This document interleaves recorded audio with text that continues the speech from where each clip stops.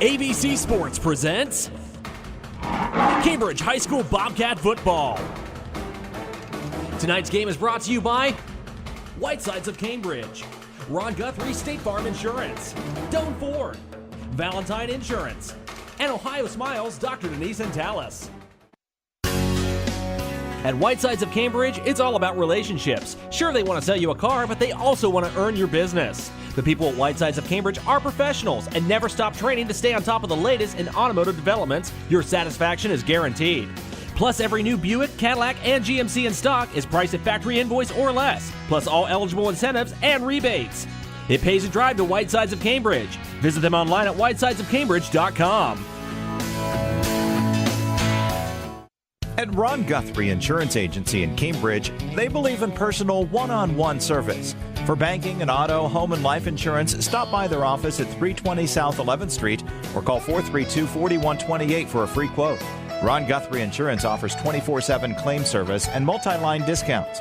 Ron, Jill, and the staff at Ron Guthrie Insurance will personally handle all your insurance needs. That's Ron Guthrie Insurance, your friendly hometown insurance agency at 320 South 11th Street in Cambridge. Doan Ford has served our valued customers for over 50 years with superior sales and service, and that's why they say, for the best selection of new and pre-owned vehicles, check Doan Ford. I'm not buying till I check Doan Ford.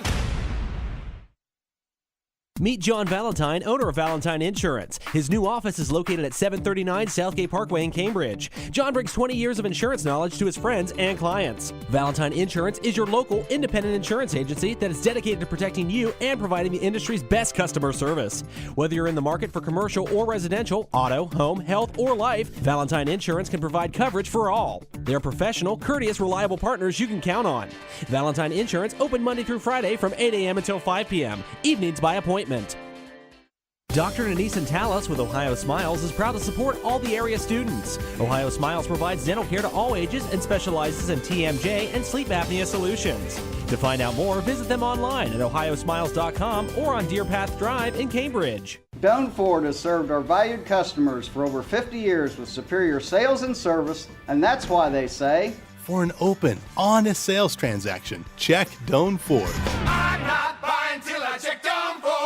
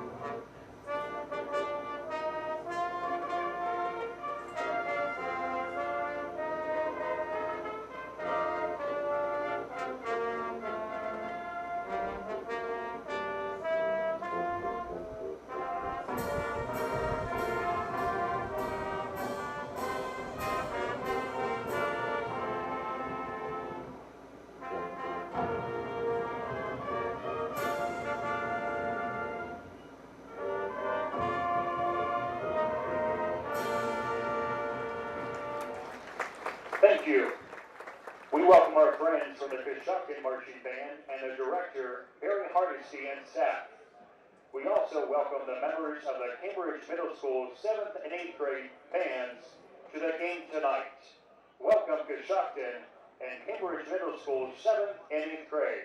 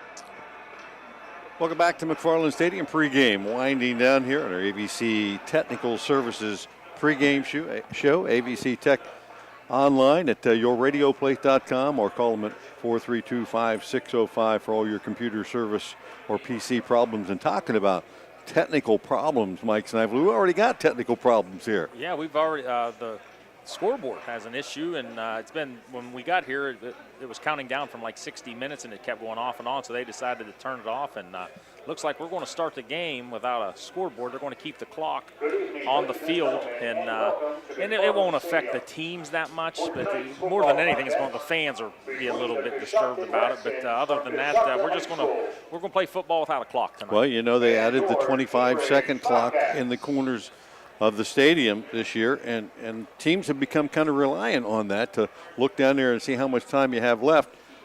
Certainly there are other methods to do that too, but it's amazing how much we have become reliant on the scoreboard and those things, but we'll make do without that. Yeah, we'll make do, and like you said, the 25-second clock, now the back judge will just keep the 25-second clock in his head or with his watch, and he'll raise his hand when there's 5 seconds left on the play clock. So that's usually the warning for the quarterback. We'll keep track of that, but, you know, we're not going to have a real good clue, although the members of the clock crew up here in the scoreboard in the press box are going to keep us apprised of kind of where we are in the quarter, whether we're halfway through or whatnot. So we'll be able to at least have some kind of a sense of how much time is left in the quarter and try to keep you apprised of that.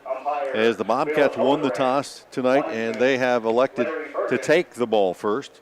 And the sun's setting pretty quickly here now, and so the Cats will come out offensively, and as we said, Cooper Kearns back in the lineup tonight. The 5'9", 160-pound junior will be calling the signals for the Cats. He is actually their leading ground gainer at this point, 119 yards through his 3 games, and leads the Cats in passing, nearly 50% passing completion rate and a couple of touchdowns, along with 4 interceptions. So learning the job on the go, you might say. And up front, he'll have help from his front line, Kobe Berger, Garrett Dostal, Mason Ogle, Hunter Sofka, and Cooper Conte, replacing the injured Thomas Arnold, who went down with an MCL injury. The senior 3-year starter will be sadly missed on both sides of the ball. In the backfield, you'll hear from Logan Tuttle and Mason Long in short yardage situations tonight. And on the outside, a veritable plethora of wide receivers. Trent Valentine and Connor Lepla leading the Bobcats, along with Alex Valentine and Ben Stillions on the outside, and probably a few other names that'll sneak in there a few times as well. So the Bobcats starting to put some points up on the board, Mike, and they've done it mostly through the air, but a week ago the ground game showed up a little bit for them. Yeah, and they're starting to gain some confidence. A relatively young team compared to from last year, and we're game 4 now, so there's no more excuses. They got to continue to put points on the board and stop people, and tonight they're going to face that tough wing T that Coshocton patented up there and that ran for years, and sometimes it gives defenses problems, but we'll see what kind of plan defense coordinator Tim Wilson has set up for the Bobcats. Coshocton likes to run a 4-4 defensively, have done that for years too, and Bobcats will see if they can't kind of counter there by spreading them out and mixing them up. And that, you mentioned it, that wing T, Coshocton might be the only team around that continues to run that traditional offense. Just about everybody else has gone to some form of a shotgun spread. Yeah, it's. I think the other team might be actually from Coshocton County as well, Ridgewood, and that's a very good football team who Coshocton lost to last week. But I looked at the score, and it was maybe a 15, 16-point game. So it seems to me like Coshocton's getting a little bit better as the year goes on. The combined record of the opponents that Coshocton's played this year is 8-1. So they've played a pretty stout schedule so far this year. Yeah, you look at that 0-3 record, and that might be a little bit deceiving as the Bobcats take the field in their home uniforms, the royal blue tops, black pants, and the white helmets. And Coshocton on the road tonight. They have white tops on along with the black pants and their red helmets as they will head to the far sideline, and we are just about ready to get things underway. All of our kickoffs tonight brought to you by WB Green, hometown agency that cares about your insurance concerns. WB Green Insurance on William Avenue in Cambridge. And all of our score trackers here at the stadium brought to you by Ford Tire and Service. That's Ford Tire and Service on 424 Steubenville Avenue. And our pregame, once again, brought to you by ABC Technical Services. Just about ready to get things underway. And for the Bobcats, it's hoping to continue that momentum that they built on last week with their first win. Although that was a tough win. They had to come from behind to do it. Well, the Bobcats won the toss and decided we want the ball. Many times you see a team defer, but they wanted the ball, so that's the first thing they want to do is get the ball and establish the ground game right away. And well, just a beautiful night out here. Beautiful Want to take a minute to wish a happy birthday to one of our colleagues, Mike Plaziak, celebrating his 72nd birthday. Is it? No, 27th. Mike Plaz. Today's his birthday, and he's not on the air tonight, so I'm sure he's probably not listening either. But we want to send our best wishes out to him on his birthday, and he'll be back in action and on the air someplace next week. Well, I bet I can figure out his age. He was my father-in-law's first quarterback at Woodsfield High School. That was 50 years ago. Wow. So what's 50 and 50? Say 70. Yeah, 60, 7-ish, 70-ish, yeah, 68-ish. He's just a young guy. Just a young buck, yes. Just asking. Back deep for the Bobcats to return tonight's kick. Logan Tuttle, along with Trent Valentine, both with pretty good speed and excellent hands. Kickoff chore tonight being handled by the Redskins' Andrew Cattell. He's got the ball on the tee, awaiting the official signal for our WB Green kickoff, as they'll be kicking from west to east, and Cattell approaches. Low end-over-end kick, bounces about the 20, and we have a flag on the play. Looks like somebody a little anxious on that cover team, and indeed, offside. So back him up 5. We'll do it again. That should give you a little bit of an idea just how deep this kick's going to be. Yeah, this is an interesting formation for a kickoff team. Usually when a team, all 11 guys space from the sideline to sideline, Coshocton only goes from the right hash to their sideline. So they're trying to keep it in tight there and maybe try to sneak one in on the Bobcats here. But this thing probably will not get to the 30-yard line.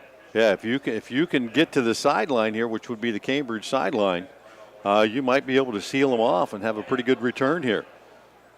You see Ohio State does something very similar. Yes. If you can pinpoint where you're kicking the ball and try to kick it toward the hash and the sideline on the far side, you can pin a team down. But, of course, at that college level, you got guys that are kicking it down to the 5-yard line or the goal line. And not to mention they kick in the air for 7 seconds. Gives those guys time to get down there. Rarely do you see Ohio State let a team out past the 20. First penalty of the night. Before we even get underway, Cattell will approach again and again.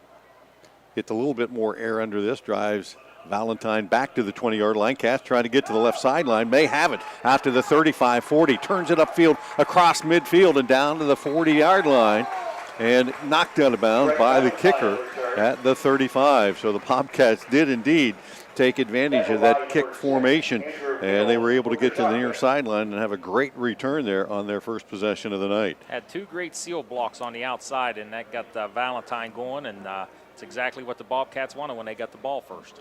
Cambridge will start out in 4-down territory right off the get-go here at the 37-yard line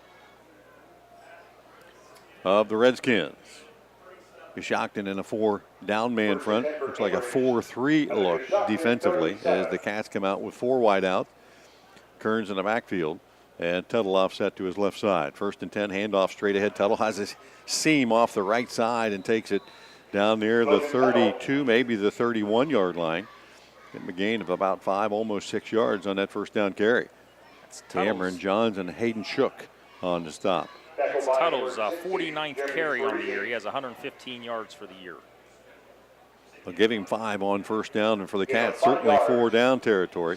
And again, the Cats go 2 wides to each side. 2nd and 5, handoff this side to Tuttle to the 30, 25, taking defenders inside the 25 to the 23. Ethan Murray on the first hit defensively, and the Bobcats 2 plays and a first down. Quick 13 yards there for the Bobcats, moving those chains. Josh Lowry, the Bobcat offensive coordinator, before the game told me tonight that he would like to get the run established early. And if the the first two plays are any indicator, the Cats have done that and will maybe continue to do so. And there's some holes out there. 4 wide again. Tuttle straight ahead, makes a cut, bounces off of one tackler, backs his way down to about the 20-yard line. Hayden Shook again on the stop that time. Maybe 3 or 4 tough yards that time for Tuttle. Tuttle, not a big one. Logan comes in as a 5'7", 145-pound converted wide receiver to running back, and he is tough. I tell you what, the guy is not afraid to run between the tackles and has the speed to kick it to the outside. Tough kid and continues to get up after taking some shots. Option play to the right side. Tuttle on the pitch. Trying to make a move on the outside. Dips it in and out. Has the sideline and down inside the 15, giving the 10 and a first down inside the 10 at about the 9-yard line. And Tuttle showed that speed to the outside that time before Jeremy Spazziri, that is, with the stop. 2 first downs for the Bobcats in their first drive of the night. That's first and goal, about the 8-yard line. I don't think you want to put the ball in the air right now. I don't think they need to. No, you can take 4 cracks at it from the ground. Cats will spread the field with 3 receivers wide to the left side, ball on the right hash. Tight end to the right side, and that's where they'll head with the ball. Tuttle trying to get outside, cuts back down to the 10, and he's going to lose a yard, maybe 2. A host of defenders there. Braden Tomac, the lead defender on that one from a defensive back spot, and that's going to set the Bobcats back to about the 10, where it'll be second and goal. So now you might be thinking of throwing it a little bit, but well, there's a miscommunication out here by Coshocton. Cambridge had 3 receivers to the left, and we're only covering 2. So maybe they wanted to stack that box, and I would assume it was a miscommunication because you don't want to leave a receiver uncovered. 6'3" senior Connor Lepla checks in, and he'll spread the field wide to the left. Trent Valentine in the slot. Kearns will roll that way. Now pitch the ball out to Tuttle. Makes a move, tries to get to the outside. Breaks one tackler, then reverses his field, and he's going to go down. Big loss on the play for the Bobcat. Spazzini again. Against Spazziri. I'll get him right before the night's out. Spazziri back there to drag him down, and there was nothing there that time for the Bobcats. No, minus 7 yards last 2 carries for Tuttle. So the Bobcats forced to probably throw it here, facing third down and goal from the 15-yard line. Yeah, you get it all the way down to the 8. First and goal, now it's third and Lepla will face double coverage on the left, 3 receivers wide to the right. Kearns looking to his left, middle screen, completes it to Tuttle, has to break a couple tackles and cannot do so, and he'll get to the 11-yard line where the Bobcats now faced with 4th down. And I don't know if they're going to try to kick a field goal here, but they did rush about 6 new guys in, so maybe they're going to attempt a field goal, which looks like it's going to be about from 28 yards. Wesley Woody on the stop and in to try a field goal attempt is the kicker Kirby. Elliot Kirby, this, as you said, would be about a 28-yarder from the left hash. Gets it up and is not going to have quite the leg to get there. And that's a weapon that the Bobcats certainly enjoyed the last few years. But Kirby, in season, you might say, transfer from the soccer team, trying to learn to kick a football and finding out that end-over-end kind of thing is tougher to do than the soccer ball. So the Bobcats missed a field goal. He's got the good form. It's going to take him a few weeks, but I'm sure he'll settle down, and he might knock that down here in a few weeks from 28 yards. Got a little bit under it, so the Bobcats switch over to the defense. And Coshocton comes out here, led by senior Devin Ryan, 6'1", 185-pounder. He'll go under center. Right behind him, 200-pound fullback Gavin Jackson. And a handoff coming around the left side, Cattell from the wing back spot, and he's stuck on the far side by the Bobcats. Cooper Conte filling in for the injured Thomas Arnold. And Conte is only a sophomore, going to have to play both ways tonight, so this is going to be an adjustment for him. Second down and 6. Second down, call it 6, a gain of 4 on that first down play. Handoff straight ahead. And that one goes to Cameron Johns, and he'll gain a couple. And it'll be third down and about 4. Kobe Berger, middle linebacker for the Bobcats on the stop. Berger, the leading tackler, coming in, 32 tackles to lead all Bobcats here through 3 games. And Redskins facing third down and a long 4 yards here to try to keep their drive alive. One wide out, wide to the right, that wing T look. Now in motion, Johns across, back to pass, looking down the middle of the field, high, arcing pass, double coverage, and the ball put up for grabs. And a flag comes in as the receiver and the defender fighting for it. And the official really didn't make a call whether it was an interception or he's going to make a call that it's interference. He never did say if it was caught or not. Yeah, Cattell down there fighting with the Bobcats, Ben Stillion.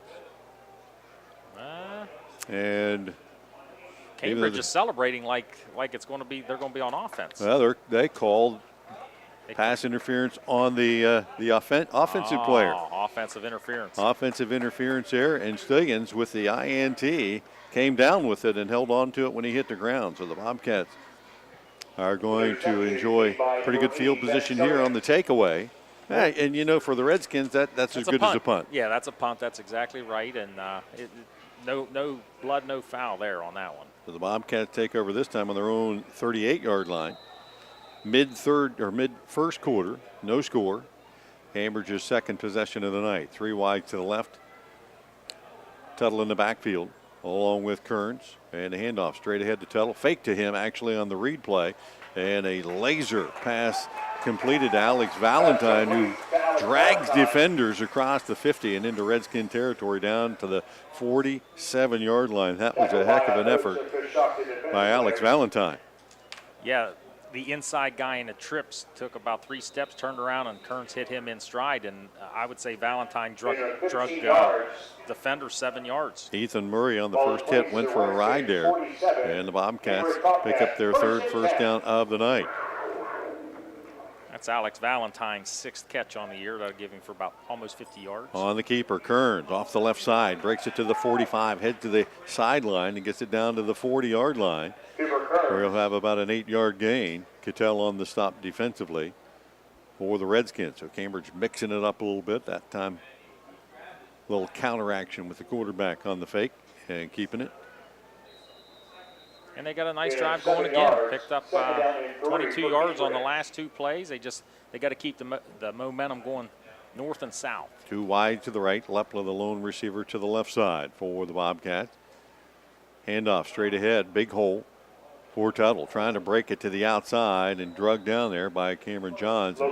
We said Tuttle has super quickness and some nice moves, but at 145 pounds, if you get a hand on him, you can hold him up a little bit, and that's exactly what John did that time. That's all we got was just a hunk of jersey, and he was able to drag him down after a couple yards gain. It's going to be third down and less than a yard for the Bobcats. Had the Redskins not grabbed that hunk of jersey, it could have been probably 10 more yards. Jordan Urian checks in for the Bobcats. He'll be the lone back this time, and typically when he comes in, the Bobcats use him to lead for Kearns, who is their leading rusher. And that indeed will be the play off the right side. Kearns hesitating in the backfield, and he's going to get stuffed as the defense knew the play call just as well as I did. Shook on the first stop there, along with Zach Crown. And the Bobcats lose about 3 yards or 4 on that play, and now forced into a punt situation. Here's a situation of 4th and 4. You may want to try to get the defense to jump off sides and pick up easy first down. Cody Moore is the up back, and he is the backup quarterback for the Bobcats. And they have faked out of this formation before. See what they do here. Alshire will take the deep snack, step into it, punt it down the right sideline, trying to angle it out of bounds, hits it to 10. Picked up back here by the deep back, number 7, Gavin Williams, and he's reverses field. There comes a flag in out to the 15, 20, up the right sideline to the 30, still on his feet and finally knocked out of bounds around the 40. But there is the flag back about the 20-yard line. Alshire, the last guy to beat there, and Williams that time turned nothing into something. This thing's going to come back to the 10-yard line. The flag's sitting on the 20, 10-yard block in the back. The return man for Coshocton ran completely across the field. Yeah, he put in a lot of yards that time. And he picked the ball up at the 10, and that's where the Redskins.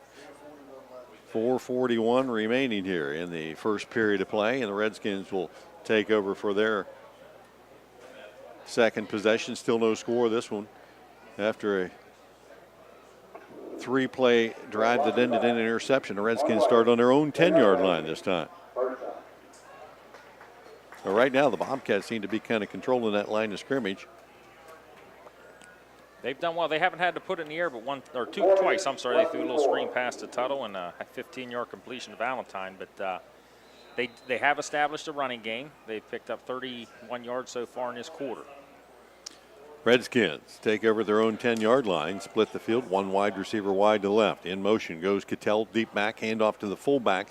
Straight up the middle goes Jackson. And the 200-pound senior bangs out across the 15, out to about the 17. Trent Valentine on the stop defensively for the Bobcats. And that is the staple play of that wing T. If you can establish that fullback, that makes everything else more effective. And is it me, Bill, or does it seem like every year Coshocton played, their fullback wears number 27? I don't know if that's a tradition or what, but it just seems like they've always got some big stud. Usually ends up being a big kid, too. Yes, it does. Second down and 3. Handoff. Cattell trying to work to the left side off the counter play and across the 20. That'll be enough for a first down out to about the 22-23. They'll stop the clock to move the chains. Alex Valentine defensively for the Bobcat. Redskins have their first down of the night. So far, Coshocton has rushed 4 times for 22 yards. Wide to the right. Garrett Rice, the lone receiver. Cattell in the slot to the right side. In motion comes Johns. Handoff straight ahead to the fullback again, and that is Jackson off the right side. Out to about the 26-yard line. Connor Lepla again on the stop that time. Lepla coming on as a defensive player for the Bobcats. Yes, he has. He's been as a receiver as well, too. He's really gotten very aggressive. Played very well lately for the Bobcats. Cats took him from a outside backer, defensive back kind of position last year and have him up on the front line, putting his hand down. And he's learning and becoming better every week. Second down and 7. Play action. Rolling to his left is Ryan. Flips it out in the flat to Cattell, and that is completed. Open field tackle that time by Bryce Handel. Pulls him down short of the first down. So it brings up a third down play for the Redskins. Late first quarter, still no score from McFarlane Stadium. Redskins with their second possession face 3rd and 2. One thing about Coshocton, their games go fast because they keep it inbounds, they keep it on the ground. And I remember last year, I think the game must have been like 2 hours. It was one of the fastest games we ever did last year. Tight formation for the Redskins. Cattell deep in motion. They'll hand it off to the fullback, powering his way straight ahead. Is Jackson off the left side, and he'll lower the shoulders and get enough for the first down. Kobe Berger stuffed him in the hole, but not until he had 3 yards and another Redskin first down, their second of the night. That is the main goal of the Bobcat defense, is to stop the fullback. But that is also the main goal of Coshocton, is to get that fullback established. 1st and 10, Redskins from their own 36-yard line. Cattell in motion, a handoff this time to Johns, coming to the right side, pops it to the second level across the 40 over the 45, and has about 10 yards on that carry. And Stillions and Tuttle on the stop. And that will move the sticks again for the Redskins. And this is what the wing T offense does, is grind it out, control the clock, and move it down the field. And spread it out to the ball carriers. That's 3 ball carriers have carried it. 1 for 14 yards so far, 1 for 12, and 1 for 9. Under 2 minutes left here in this opening period. Still no score, but the Redskins with their best drive to this point of the night. 1st and 10 from their own 46. Johns in motion all the way across. Cattell hammered in the background as soon as he took the handoff, and I can only tell you that Kobe Berger does that almost every week, and he does it again right there. The big hit of the night for the Bobcats as Berger stuffs him in the backfield. And, you know, I'm sure that you were a former linebacker at some point in your career. What they tell you against the wing T, if you read the guards properly, you'll know where the ball's going. Exactly. The guards tell you in the wing T exactly where it's going. And Berger, Cattell had the ball for a split second, and it was boom. Lucky he didn't fumble. Lucky he did not fumble, correct. So it's going to be 2nd and long. Redskins backed up a few there. John's in motion, handoff to the fullback. Jackson makes a move at the line of scrimmage, carries defender, and he got back the lost yardage and then some. Valentine and Stallions on the stop, but Jackson that time a pickup of about 13, and that'll be the final play of this first period as the Redskins pick up another first down, and it brings us to the end of one. No score here from McFarlane Stadium. We'll be back with more high school football right after this.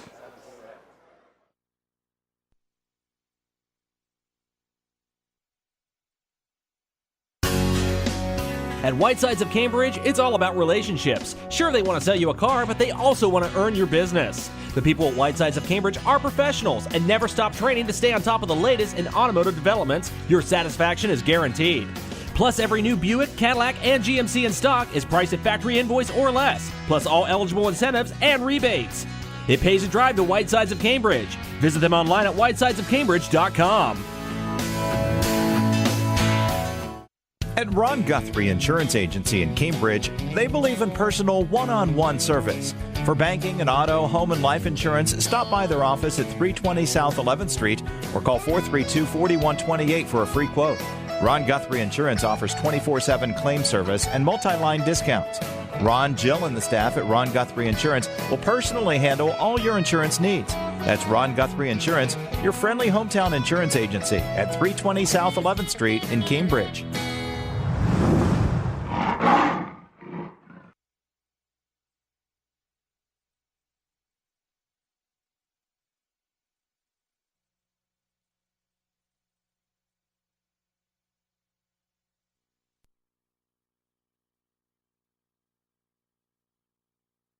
Rushing the football, 4 carries for Gavin Jackson for 27 yards.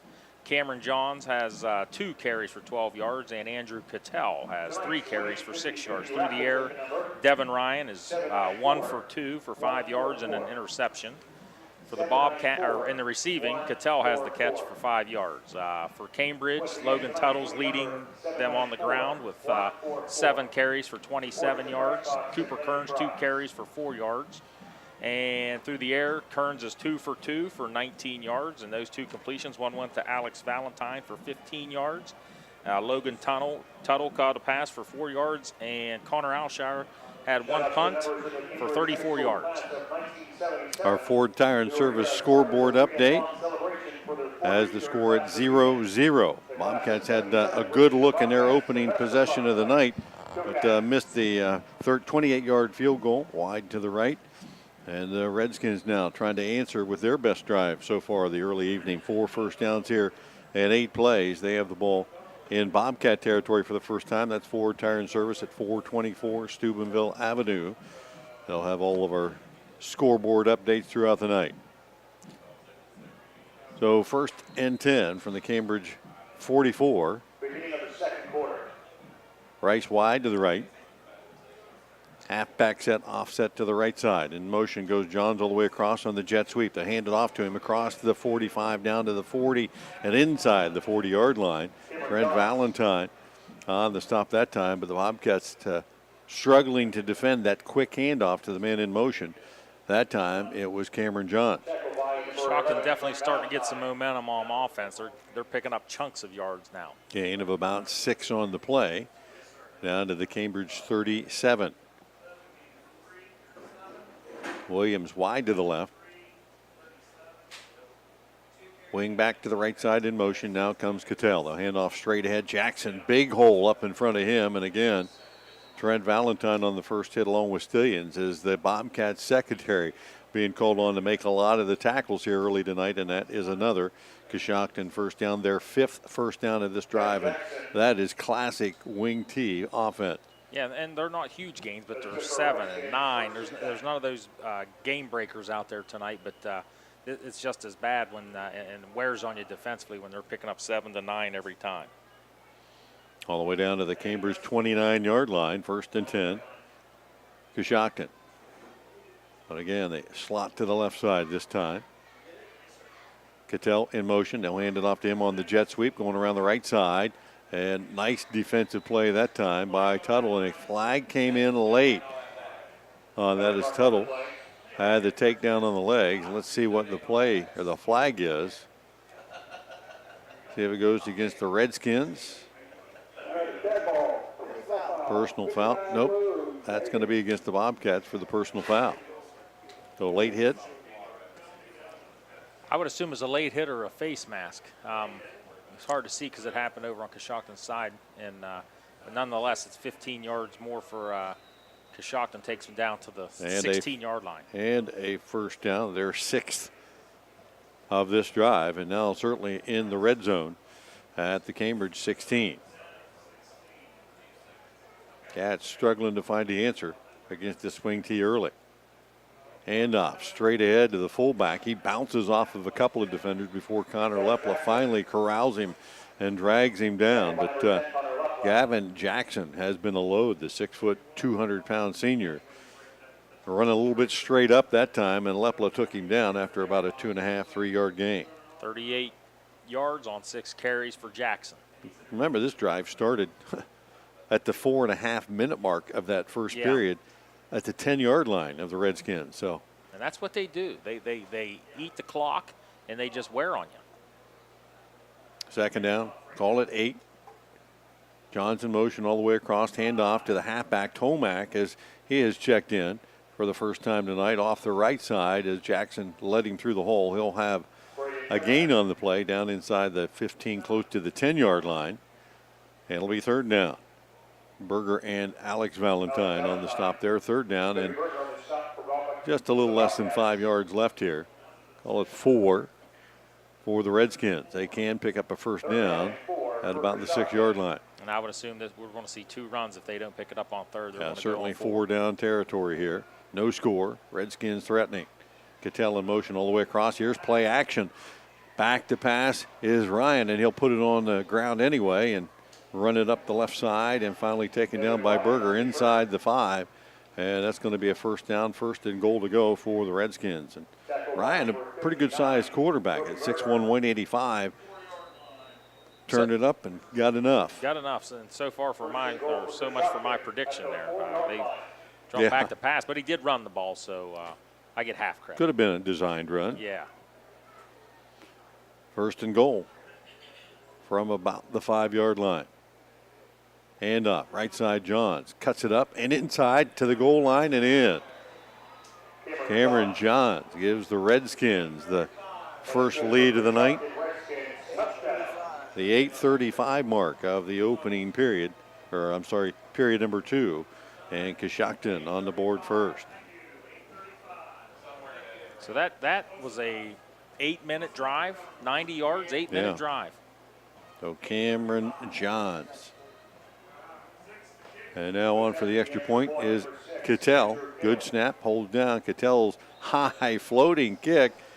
And it is straight enough, and it is good. So Cattell adds the extra point, and it is Coshocton 7 and Cambridge nothing. We'll be back right after this.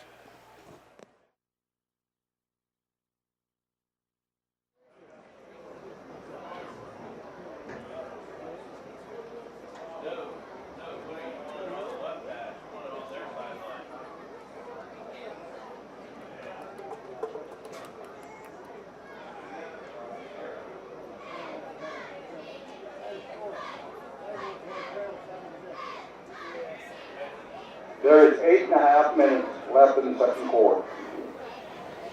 Back in McFarlane Stadium, and your Ford Tire and Service scoreboard update is 7-0 Coshocton, a 90-yard, 14-play, clock-eating drive. Cameron Johns, the final 5 yards covered, and the extra point by Cattell was good. That is an impressive drive. After the Bobcats threatened early, the Redskins actually put the first points on the board.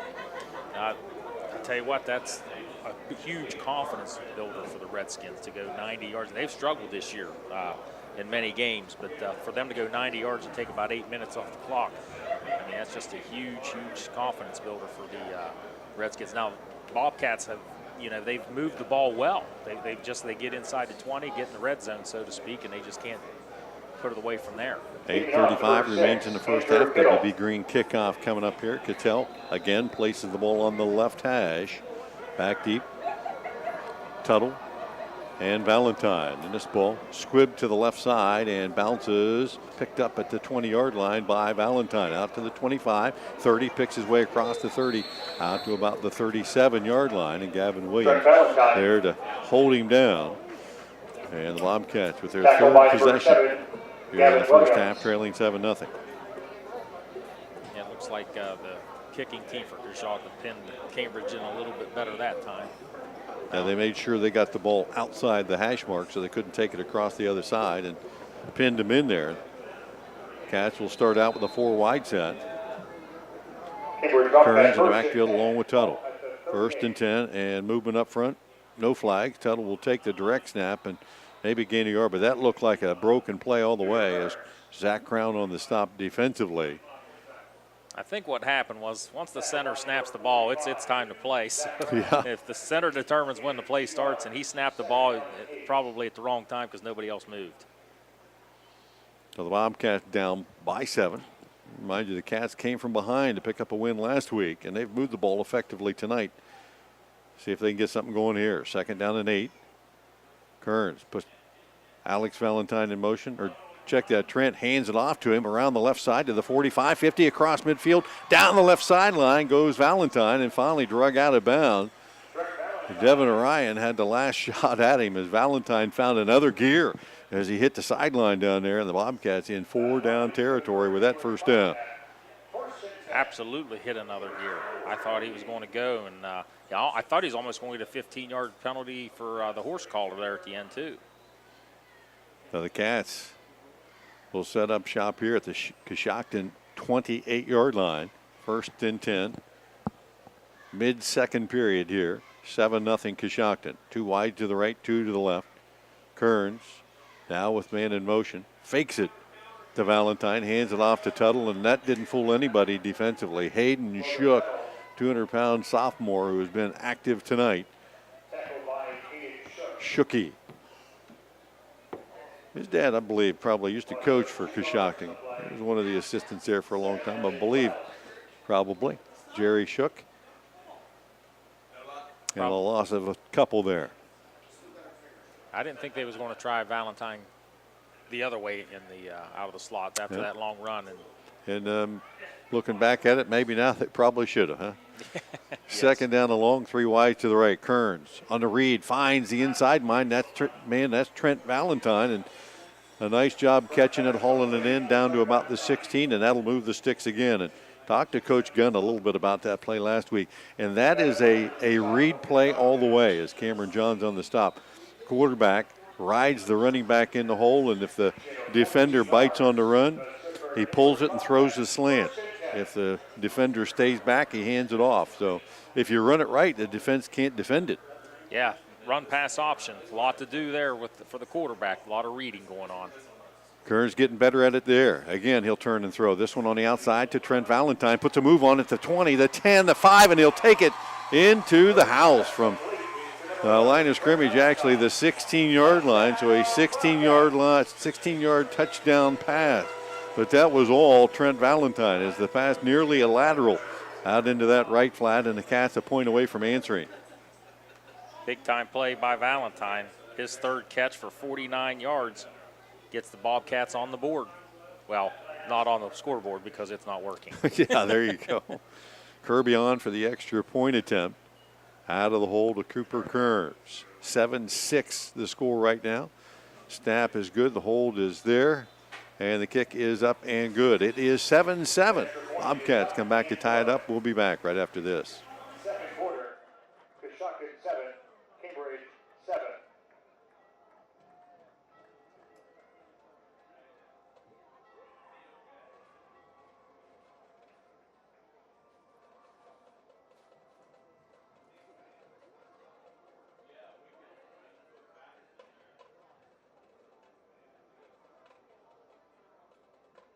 There is 6:16 left in the second quarter.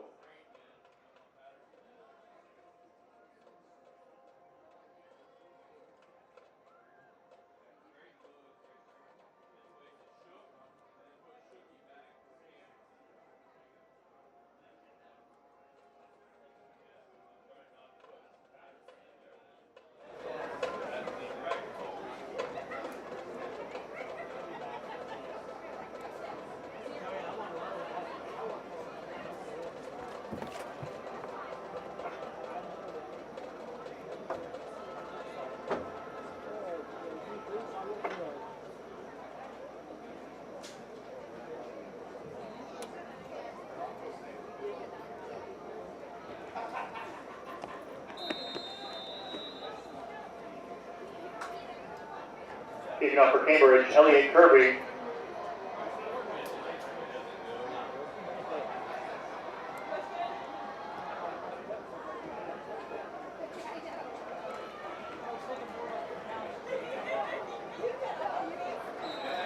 Andrew Kittle on the return for Coshocton.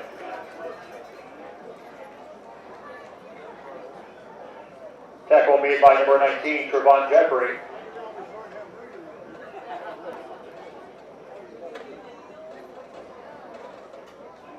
Back here at McFarlane Stadium, it is 7-7 here as the Bobcats have answered an early Redskin score and a kickoff.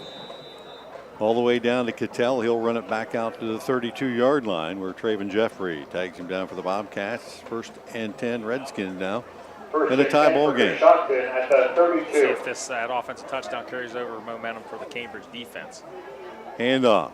Cameron John, same play, scored a touchdown on off the right side. Bounces this one to the outside. Ben Stillions on the stop for the Bobcats. But Cameron John showing good moves off that right side as he picked up about 8 first down yards there. 5th carry for Cameron Johns for 31 yards. Redskins' last drive, an impressive one. 14 plays and 90 yards. Bobcats could not stop them until they hit pay dirt. And they're off to the race again here. 2nd down and short. Johns again in motion. Handoff straight ahead to Jackson, the fullback. Stacked up at the line of scrimmage. First contact that time for the Bobcats, number 40, Preston Daniels. Tackle made by number 5, and he may have gotten 1. Number 10, Connor Lefla. So that's going to bring up a third and about 1. Yeah, give him a little bit on that one. Needed another one to get the first down. And it'll be, as you said, 3rd and 1. And every time we try to predict the play here, they've gone a little bit differently. But Tomac has checked into the ball game. Last time Tomac checked in, he got the ball. Power formation to the left side, movement up front. And the center never snapped the ball, but there were people jumping off sides left and right. Now, who drew who into that neutral zone? And if it's against the Redskins, that would be a costly penalty here. Officials talking to everyone. I didn't see a flag come in, but I saw bodies. The official from the Coshocton sideline threw the flag. It was hard to see.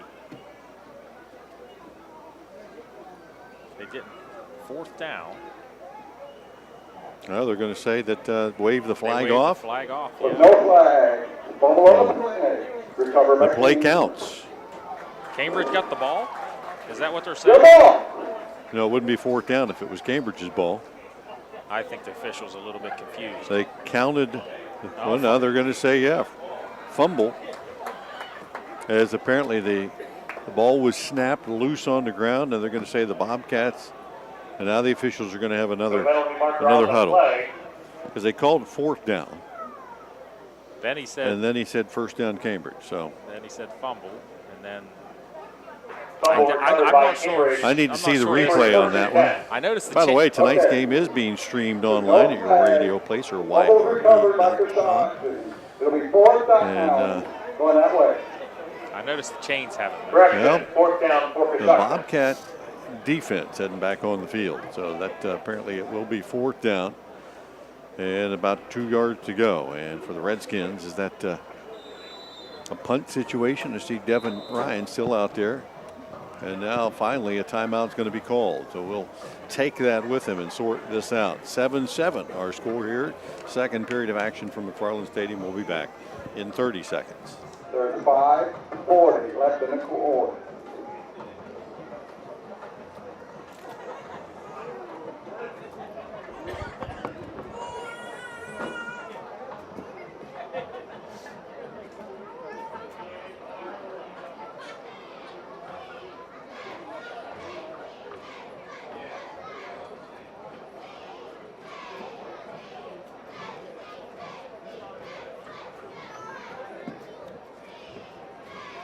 Back in McFarlane Stadium, 5:40 left here in the 2nd period. Our score 7-7.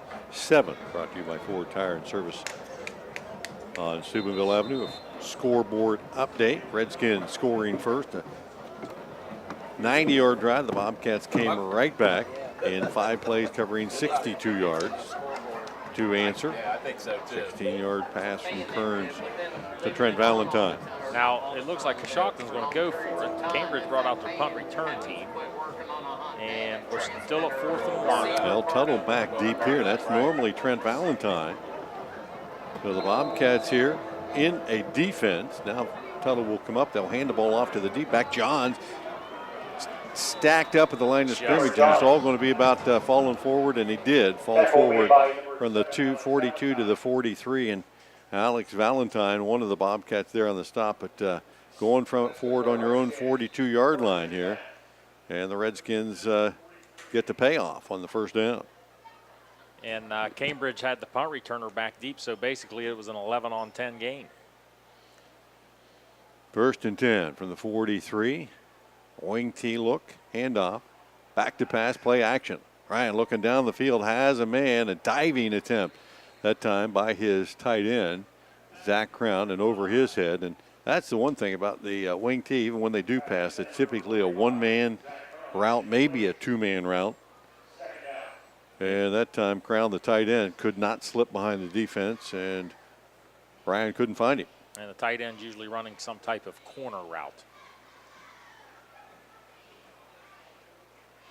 2nd down and 10 as the Redskins took their shot. Now back in a double slot. Handoff on the jet sweep coming near side. That's Cattell across the 45. And a nice open field tackle that time. Ben Sillians knocks him down after a short gain. Looked like that there was a lot more when Cattell got to the corner. He'll get about 3. And it'll be 3rd down and 7 Coshocton. 7-7 our score. Big hit there by Stillians. Stuffed him to only a 3-yard gain.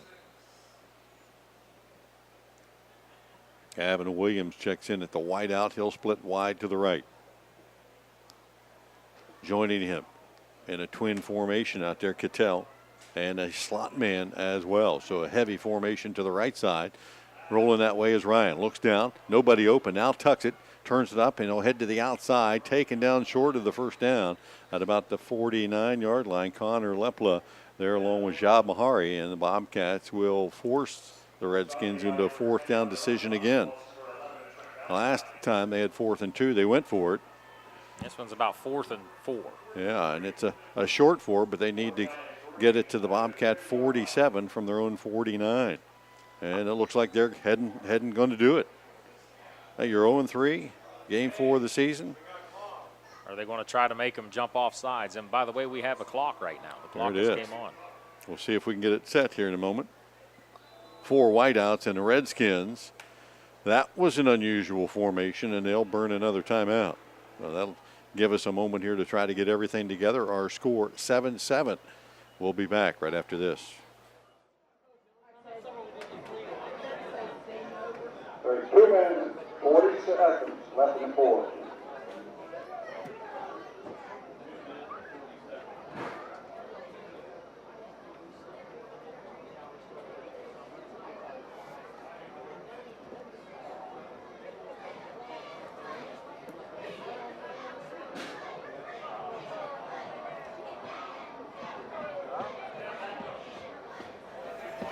Back in McFarlane Stadium, at least momentarily, we have a scoreboard now. There's 2:40 left remaining here in the first half. The Redskins facing a 4th and 3 plus from their own 49-yard line. And they have already gone for it on 4th down once in this drive. And going forward here again, apparently. Well, now they sent the punt team out. Yeah, they did send the punt. That last formation, they had 4 wide receivers, which is a little unusual for Coshocton. Coshocton, yes. And you got to keep in mind the up back in this punt formation is the quarterback, Devin Ryan. So it could be a fake here.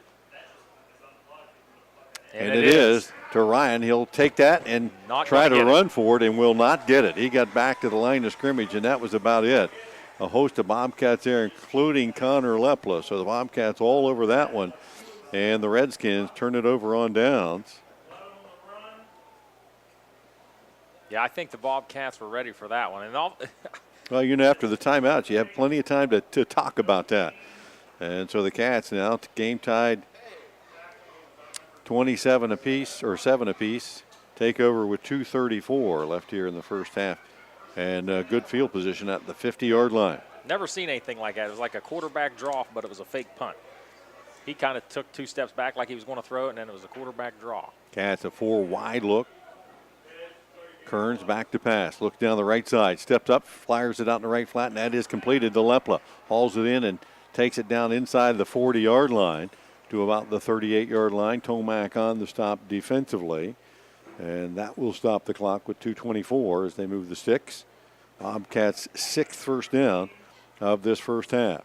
Don't want to jinx him, but Cooper Kearns is 5 for 5 through the air for 61 yards.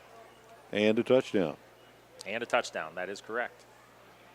They'll wind the clock back into play from the 37. 3 wide to the left. Lepla one-on-one coverage to the right side. Kearns will roll to his left, away from pressure, looks down the field again, has a man short, and that is completed to Connor Alshire, who will take it down to the 30-yard line. Bobcats have a full complement of timeouts left, and 2:01 left here in the first half. Cattell on the stop defensively, a gain of about 6 or 7. And you take that every time. He's doing a nice job, Cooper Kearns, rolling out and taking what the defense is giving him. Giving you 7 or 8, you take it. You take it every time. 1:42 and counting. 3 wide to the right. Kearns takes the snap, hands it off inside to Tuttle, trying to fool the defense there, and they were not fooled. Stacked up for no gain.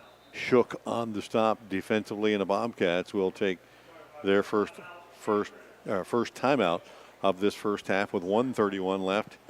And our score tied 7-7. We'll keep it here with 1:31 left. In this situation, Bobcats have shown Coach Snively the opportunity, the ability tonight really to move the ball pretty effectively. The last drive, just 5 plays to cover 60 yards as they mixed it up pretty well and doing it again in this drive. Doing it in this drive, and they found, because Coshocton's found a way to limit Tuttle. Tuttle's last 4 carries have been -2, -5, -2, and 0. So Kearns has turned it up through the air. He's completed 6 passes for 68 yards, and he's hit 4 different receivers. So the Bobcats want to keep it spread out and use their athletes on the outside.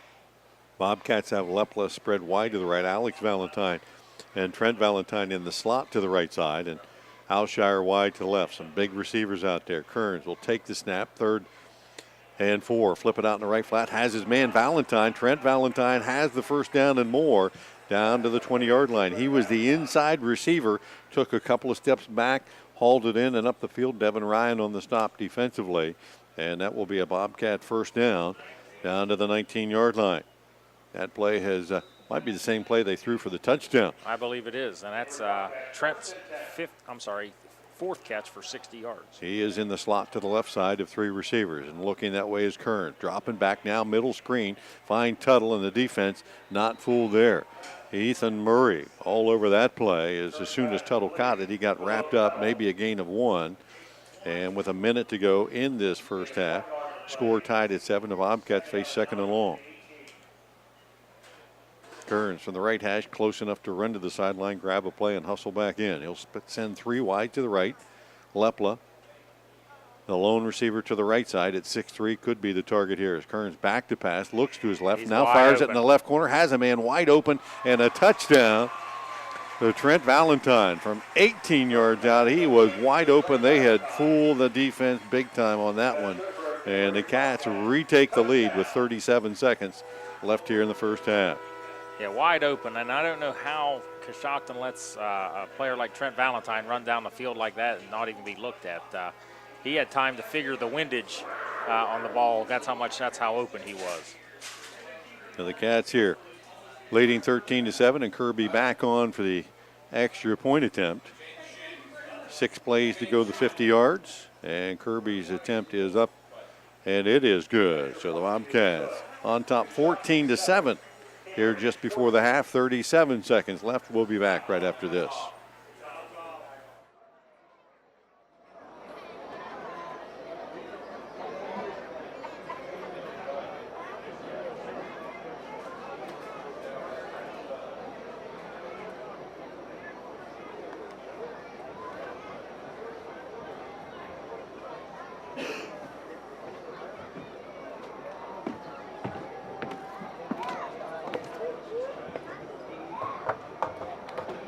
We have 32 seconds left in the fourth. He's alright. It's not like I can get it from you when right there. I'm coming through down there. Back at McFarlane Stadium, the Bobcats scoring their second touchdown of the night. Almost an identical pass from before. Kearns this time finding Trent Valentine once again from about 18 yards out that time. Kirby's extra point was good, and the Cats on top 14-7 with 37 seconds left here in the first half, and we've lost the clock again. We keep track of 36. I mean, that's why we got PA here, to keep track of the time. Well, we had to teach him how to get past 20. He was 21, 22, and he got it. He's a fast learner. WB Green kickoff coming up. Elliot Kirby on again. And that's what's been going on with that clock all night. It's been clicking off and on all night. Gets a good bit of this one, drives it back to Cattell inside the 20. He'll bring it up the hash out to the 30 and wrapped up across the 35-yard line. Nice open field tackle that time by the Bobcats. Seth Kobe on special team play. So the Redskins down 7 now and 63 yards away. And how much time do we have?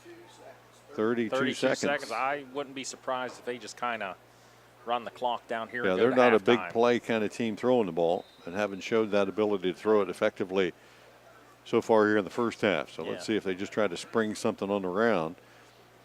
32 seconds left from their own 37. I'll say they're going to give it to Jackson up the middle. Right. Cameron John's in a motion, and you finally got to play right. Finally. Jackson did run it straight ahead. And Kobe Berger, I think, predicted the same thing you did, because he met him right in a hole for very little gain. Give him a yard 2 maybe on that carry. And the Redskins not showing any hurry up to run another play here, so that will probably be our final play of this first half. And indeed it will be, as the officials say that'll do it. And we agree as we head to the halftime break.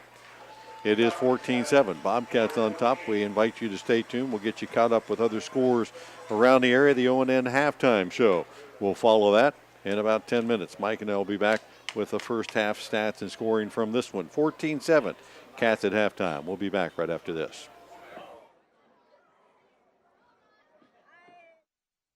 Cambridge High School Bobcat football. Tonight's game is brought to you by Whitesides of Cambridge, Ron Guthrie State Farm Insurance, Doan Ford, Valentine Insurance, and Ohio Smiles Dr. Denise and Tallis. Doan Ford has served our valued customers for over 50 years with superior sales and service, and that's why they say, For the best selection of new and pre-owned vehicles, check Doan Ford. I'm not buying till I check Down Ford. Meet John Valentine, owner of Valentine Insurance. His new office is located at 739 Southgate Parkway in Cambridge. John brings 20 years of insurance knowledge to his friends and clients. Valentine Insurance is your local independent insurance agency that is dedicated to protecting you and providing the industry's best customer service. Whether you're in the market for commercial or residential, auto, home, health, or life, Valentine Insurance can provide coverage for all. They're professional, courteous, reliable partners you can count on. Valentine Insurance open Monday through Friday from 8 a.m. until 5 p.m. Evenings by appointment. Dr. Denise and Tallis with Ohio Smiles is proud to support all the area students. Ohio Smiles provides dental care to all ages and specializes in TMJ and sleep apnea solutions. To find out more, visit them online at ohiosmiles.com or on Deer Path Drive in Cambridge. Doan Ford has served our valued customers for over 50 years with superior sales and service, and that's why they say, For experienced low-pressure sales, check Doan Ford. I'm not buying till I check Down Ford. The halftime show is brought to you by Mr. Lee's Restaurant, 2000 East Wheeling Avenue in Cambridge. Open for breakfast, lunch, and dinner, serving delicious home-cooked meals.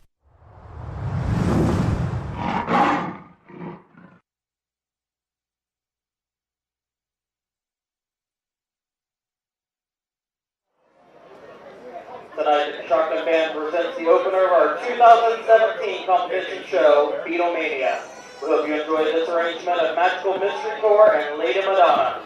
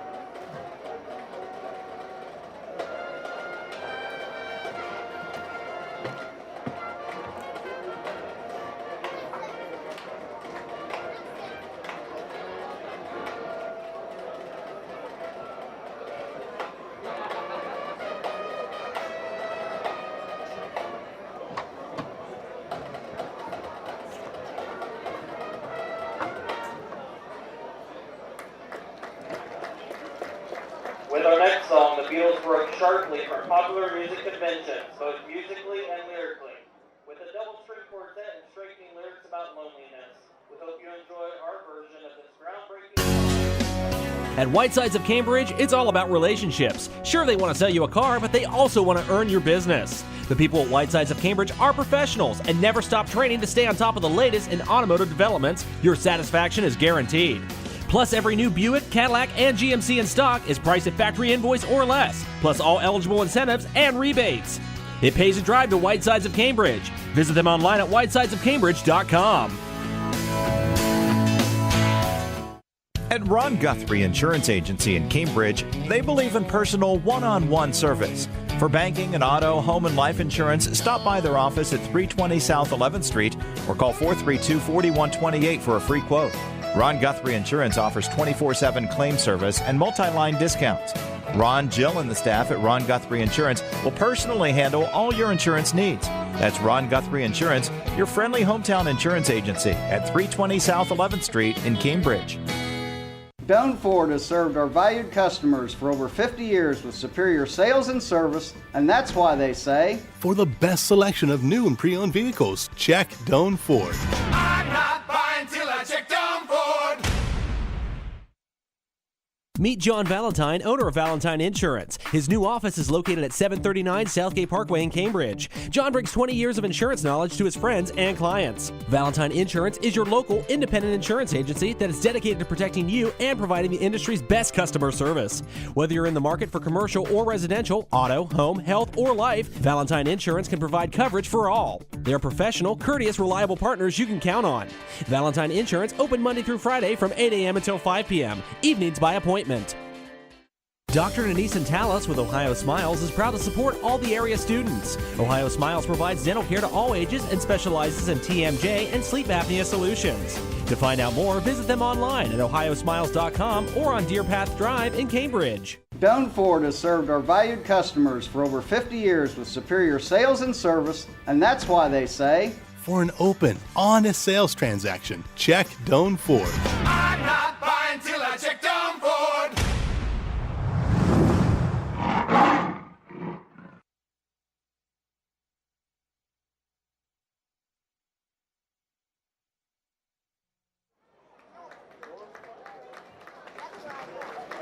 Our final number tonight combines the songs Blackbird and Yesterday and features trumpet soloist Bladen Johnson.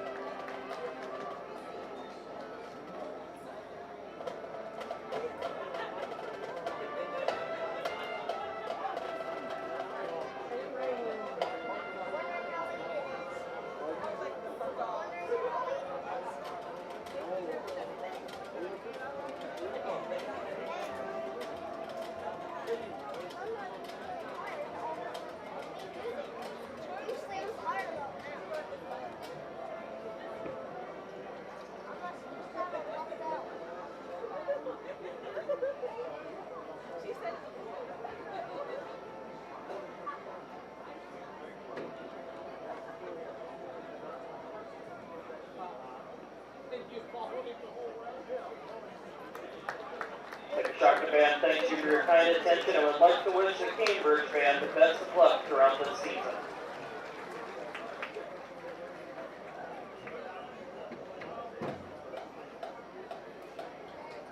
How you doing tonight?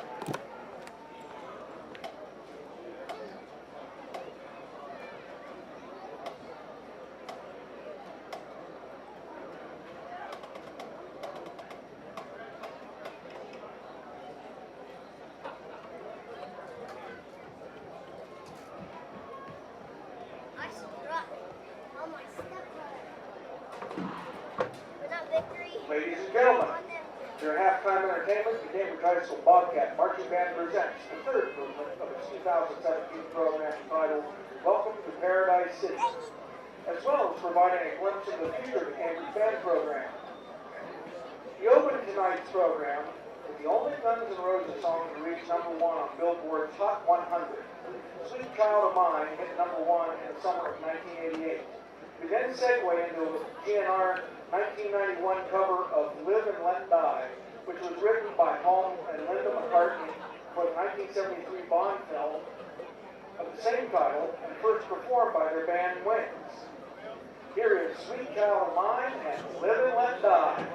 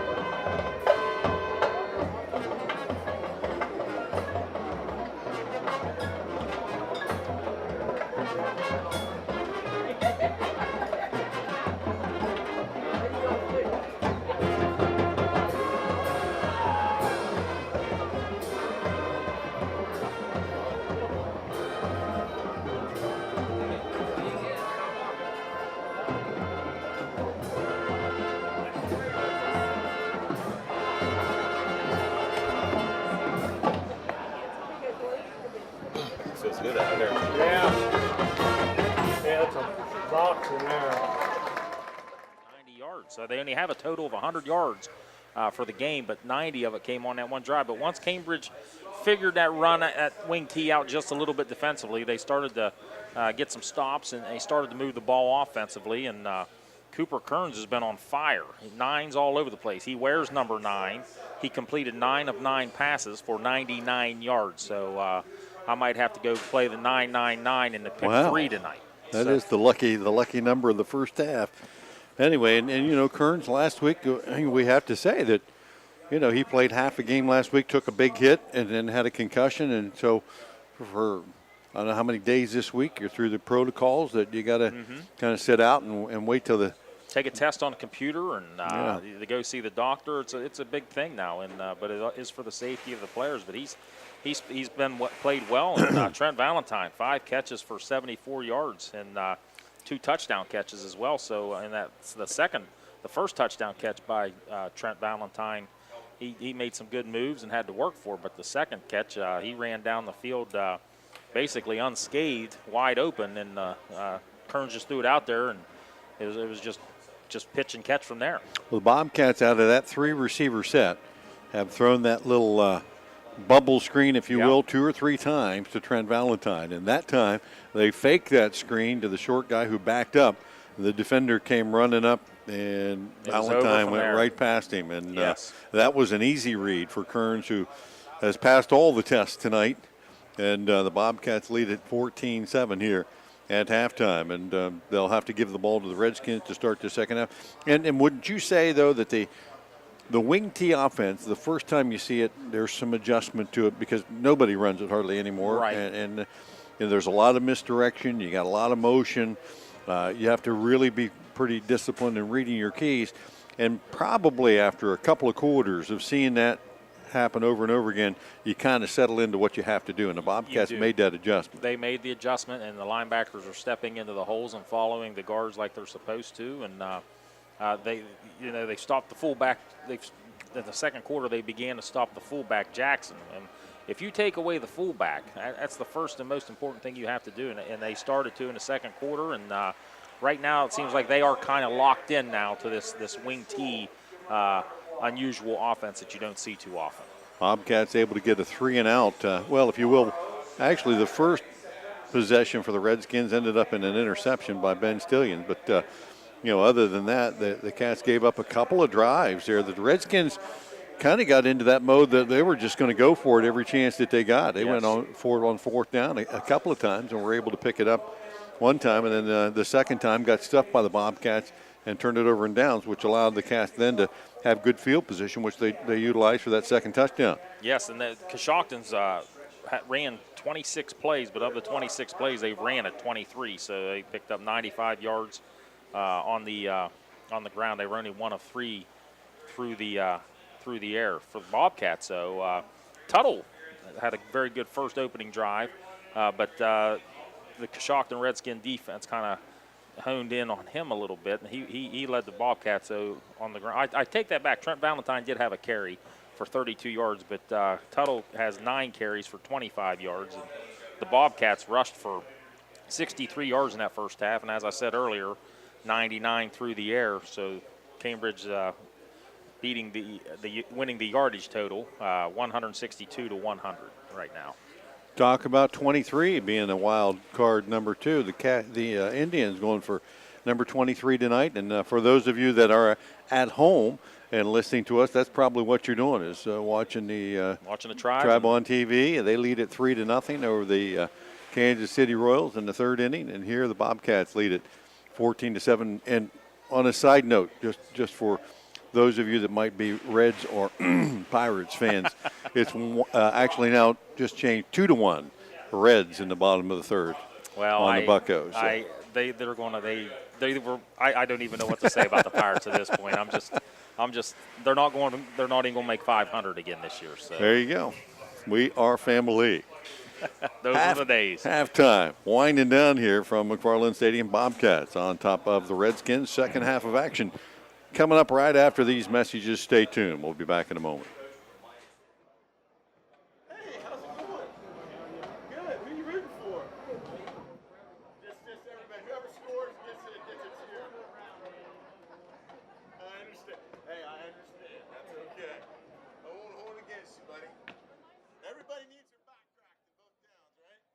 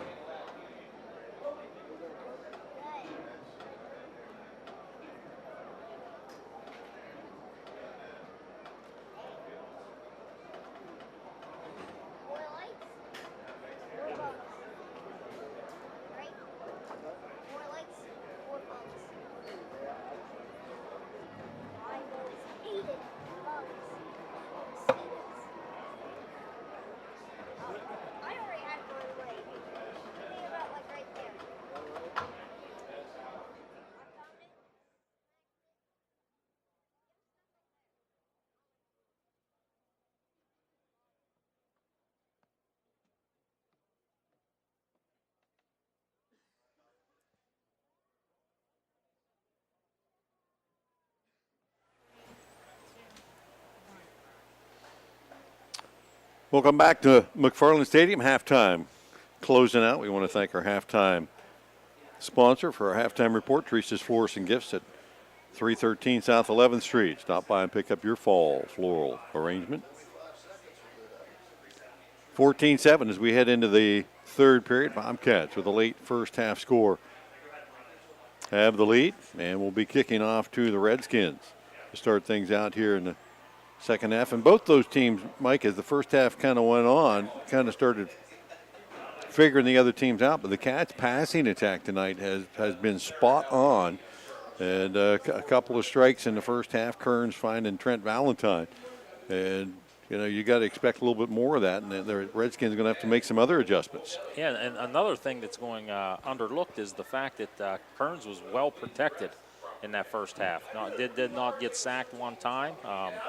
Spread the ball out all over the field to a lot of different receivers. And, he was, things started to click really well in that second quarter for the Bobcats. And I look for them to try the same offensive philosophy in the second half here.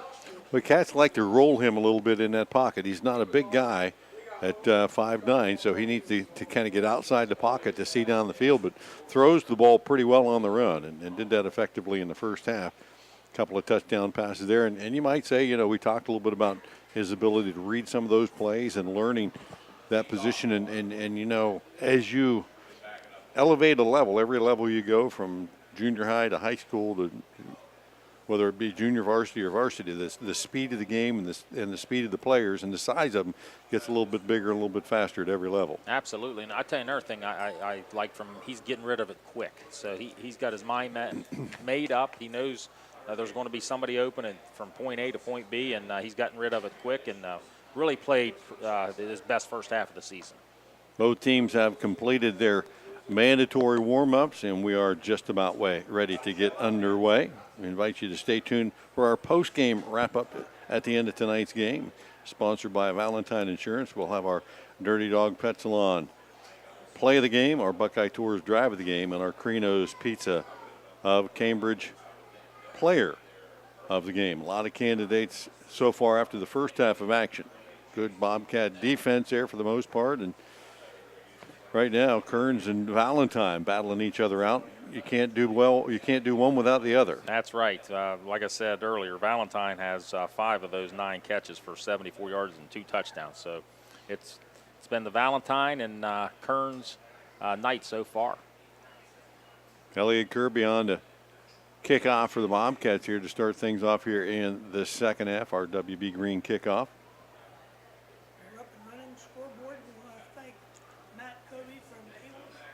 Yeah, we can give that shout out. Matt Kobe, the guy tonight that took care of the scoreboard and got it up and running. We want to thank Matt.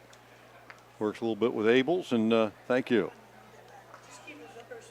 All right. Dave Gray, the athletic director, very appreciative of Matt Kobe's efforts in getting a scoreboard up and running here. And we have both 25-second clocks working, too. Yeah, that's good. We hope they continue to do that. As Kirby approaches, high end over end kick down the right sideline, taken at the 18-yard line by Cattell up the left side. And he is stopped out across the 30 near the 35, actually on that return. Gavin Williams. And a short return out to about the 36-yard line. So the Redskins down to score as the Bobcats. David Moore and Alex Valentine combined for that stop. Well, there's going to be no mystery here. Coshocton's going to try to establish a running game, and Cambridge knows they have to stop the running game. There's not going to be they're not going to air it out. Evan Ryan will go under center for the Redskins in that wing tee, and it's not an effective offense if you get way behind, but if they can hang in there. And the first handoff of the second half, as Kobe Berger said hello again to Andrew Cattell, and Cattell jacked up at the line of scrimmage and hammered backwards. They'll give him a yard forward progress, but I think Kobe Berger's making his reads pretty well now. He's playing really well from that linebacker spot. One thing we haven't seen, Bill, is that double handoff from Coshocton. That usually happens on scissors play. Yeah, a little scissors play. Where usually it's like a 3rd and 9, and you're expecting them to pass, and next thing you know, they hand it off twice. Second and long. John's in motion on the jet sweep to the right side, cuts up and met at the line of scrimmage. Trent Valentine and Kobe Berger took a swipe at him and definitely stopped him in his tracks, and Valentine held on for the stop. Johnzo, he'll get up kind of slow after that play and gain about 4. It's going to be 3rd down and 5. And Berger gets a little head of steam, and he turns ball carriers around in a hurry. Yeah, I've never seen him arm tackle anybody in his career. Everything's a collision with There's him. always pads involved. You're right. First possession of the second half, Bobcats on top by a score. Redskins trying to sustain the drive here. Cattell in the slot to the right, in motion all the way across the formation, and now timeout, Coshocton. Timeout. The play clock Redskins. is running down. And yeah, they were getting down toward the end of that play clock, so they'll have to burn a timeout. With 10:34 left here in the third, we'll stay right here. There's the Redskins. And they wasted a few timeouts like that in the first half as well. And for an offense who pretty much runs the same formation and only 3 or 4 different plays out of it, you wonder sometimes why that might be. Yeah, and this is not the start that Coshocton wanted. 2 plays for 5 yards and then had to call a timeout because the play clock was running down. Well, and the interesting thing will be, and the Redskins in the first half actually went for it on 4th down in their own half of the field a couple of times. And here they are at their own 41. Should they get close to this one, you have to wonder if they wouldn't do that again. Yeah, it makes you wonder if they pick up 3 or 4 here if they decide to go for it. When you're 0-3, sometimes that changes your mind. It does change your mind. So 3rd down and 5. Cattell in motion across the formation. They'll roll that way, flip it to him in the left flat, and he'll have it, and the first down and then some. As Cattell cleared the defense there, Tuttle came up and went low on him. Trent Valentine got him on the high side, but not until he hauled it in and moved it up the field for the first down to the Bobcat 47-yard line. That's Ryan's second completion, 2 for 4 for 16 yards. Just long handoffs, basically, short passes into the flat. And that time the Bobcat didn't cover him up. Handoff straight ahead. Jackson stacked up after a short gain. A lot of bodies in there that time. Jordan Urian in there. One thing I've noticed the last few series Coshocton's had the ball, there's a lot more blue jerseys around that ball. Trent Valentine. Urian in there, as we said. Give him 2.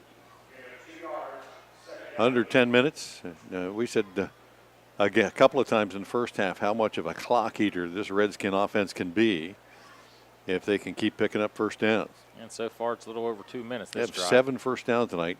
5 of them came in one drive. Handoff on the jet sweep. That is John trying to get outside right side, and finally tackled there by Bryce Annell as he bounced off of a couple of guys. He'll pick up 2, maybe 3, and it's going to be 3rd and 5. Johns has carried the ball tonight 7 times for 37 yards. Now I believe, Bill, they're in 4-down territory no matter what. Yeah, down in the Bobcat half the field. Need to get to the Cambridge 37, pick up a first down.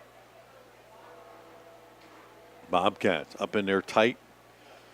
And here comes that scissors play. And Cattell on the inside reverse, trying to dive up over top of a defender. Trent Valentine would have none of that, drags him down. He'll pick up about 3.5, and it's going to be 4th down and just a little less than 2 yards. Played pretty well by the Bobcat defense. That's usually a big gainer. Yes, it is. Got to stay at home. Now the Bobcats, another big play defensively here, trying to stop the initial drive of the second half for the Redskins. 8.5 left here, and they'll go heavy formation to the left side. Hand off to the fullback. Jackson stacked up the line of scrimmage, but his legs never stop moving, and he pushes the pile down to about the 35, and that'll be enough to move the sticks and the Redskins. Their second first down in this drive. A lot of blue jerseys underneath there, but none of them could stop him for no gain. Gavin Jackson's 10th carry for 47 yards. Preston Daniels for the Bobcats on the bottom of that pile. It'll be 1st and 10 for the Cambridge 35. Cattell, check that. John's in motion from the left to the right, cuts it up, cut down right at the line of scrimmage. And again, Jordan Urian on the stop first that time. And you can just kind of tell the Bobcats giving up yards, but fewer and fewer with each carry. And it is really 4 yards in a cloud of dust here, or 3 yards in a cloud of dust for the Redskins. The only problem is 3 plus 3 plus 3 plus 3 equals first down. So. And 3 on that first down. As we're under 8 minutes to play here in the third. 14-7 Cats, Redskins in 4-down territory. Here comes the reverse to Cattell, trying to get outside. Made a nifty move to cut inside Trent Valentine. But then the Bobcats, Garrett Dostal there to clean him up. He'll pick up a couple more. And once again, it's going to be about 3rd and call it 6 this time for the Redskins. And once again, I would assume they're going to be in 4-down territory. Here's the this could be a pass play where they throw the ball out in the flat. Cattell, wing to the right. He'll go in motion deep this time. Handoff straight ahead to Jackson. Stood up at the line of scrimmage, banged off that first set of tacklers. Still fighting. Kobe Berger made first contact but didn't wrap. And Jackson just kept on churning until the rest of the Bobcat teammates ganged up on him. He'll pick up a couple. Conte and Stillions finally able to wrestle him to the ground. That was play 10 of this Redskin drive, and play 11 will be a 4th down and call it about 4. Almost have taken up half of this quarter. Going on 5.5, almost 6 minutes now. One receiver wide to the right. Wing to the left side is Johns. He comes in motion all the way across. Roll out to the right side, and there's Cattell wide open again in that short flat, and he'll haul it in. That's enough for a first down. And again, the Bobcats bit on that play action. And Stillions there for the Bobcat to drag him down, but that just wing back in the flat has been open for the Redskins several times tonight, and the Cats haven't found an answer for it. Ryan has completed 3 passes, and all 3 have went to Andrew Cattell, and all told 23 yards. Another first down at the Cambridge 21-yard line, and they pick up another 4th down conversion. 6 minutes left here in the third period. Cattell, jet sweep to the left side, trying to get to the corner, bounces it to the outside, and it looks like Stillions will drag him down, but not till Cattell gets to the corner, and he'll pick up about 3 or 4. You know, this, like I said, they're over 6 minutes now on this drive. I can't remember them one time being tackled out of bounds. No, they're going to turn it up and go. Yeah, everything's been inbounds. Certainly will shorten the game a little bit. The Stillions is going to take a break here. David Moore checks in at that outside cornerback spot. 5:20 in counting. Cattell in motion all the way across. Play action rolling to his right. Ryan looks down the field, fires it across the middle, has his tight end wide open at the 5-yard line. He'll haul it in and take it down to the 1. That was Zach Crown. And Jordan Urian hustled down there to make the stop, but Crown able to haul it in, and that'll be a 1st and goal to go. And there's a lot of bodies down there, but Crown wide open in the middle of them. And you got to credit Devin Ryan that time for having poise and picking him out. Picked him out. Crown was down there doing jumping jacks, basically saying, look at me, I am open. 1st and goal, handoff straight ahead to Jackson, and he'll plow his way into the end zone from a yard out. 14-play drive once again for the Redskins. Ends up in a 1-yard TD. Gavin Jackson. And the Redskins a point away from tying this one up. And all these extra points right now are huge. Yes. But the way these two teams are moving the ball could come down to who has it last. And Cattell, the kicker. Good snap, hold down, and Cattell's kick is up, and it is perfect. We are tied 14-14, 4:56 left here in the third period. We'll be back right after this.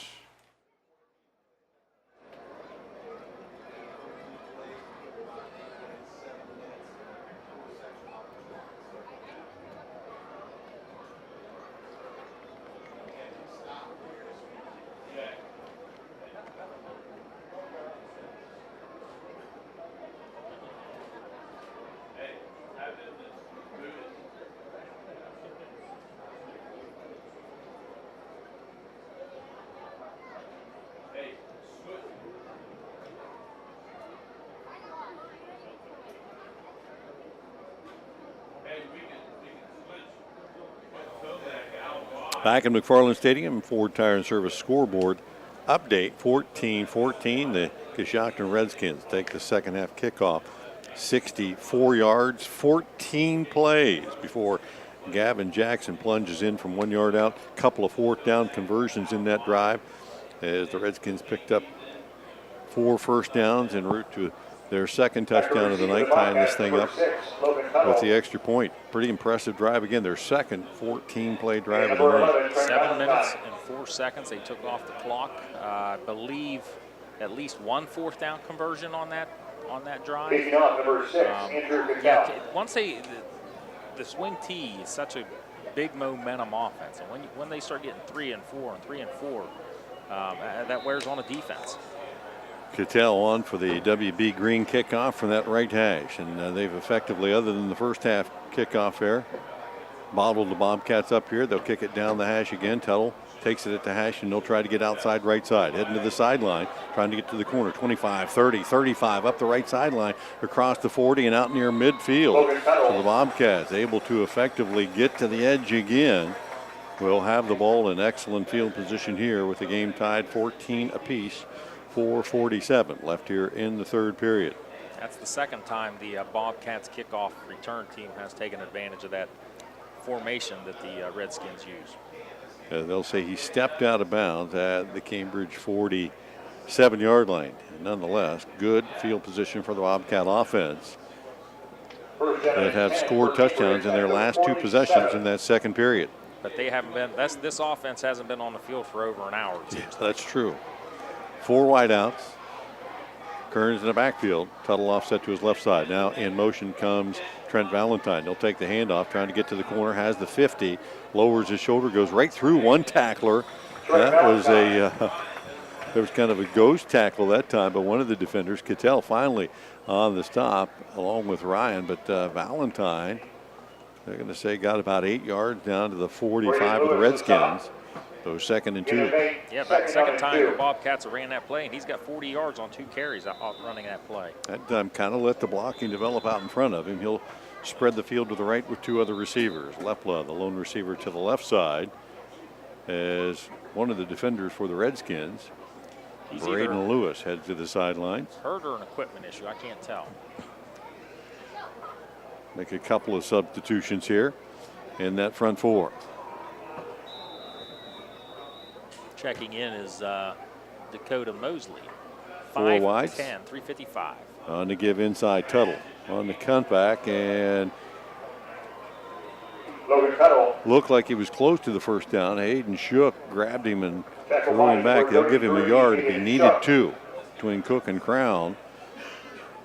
That time Tuttle needed to get a couple, and it looked like he would get them, but again, unable to get the forward progress necessary. So the Bobcats facing 3rd and a long yard here.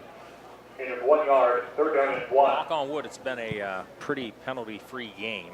There was a 15-yarder on Cambridge, and then they did pick up another flag. 3 wide to the right, 1 to the left. Kearns, quick pass out in the right flat. That is completed, and up the field goes Alex Valentine, and he'll have enough for the Bobcat first down. So a 3rd and a yard, and the Bobcats change it up on the defense. Devin Ryan on the stop, but Alex Valentine holds on to it. And the Bobcats move the sticks there for their 8th first down of the evening. Cooper Kearns goes over the century mark in passing yardage total for, he has 105, 10 completions for 105 yards. Might I add, 10 of 10 throwing.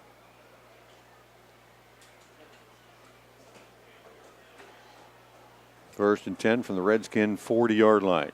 Trips to the left side. Kearns on the read again. High pass, but Alex Valentine goes up, catches it at the apex, and hauls it in. Contact made defensively that time by number 65 for the Redskins, Gavin Lanes.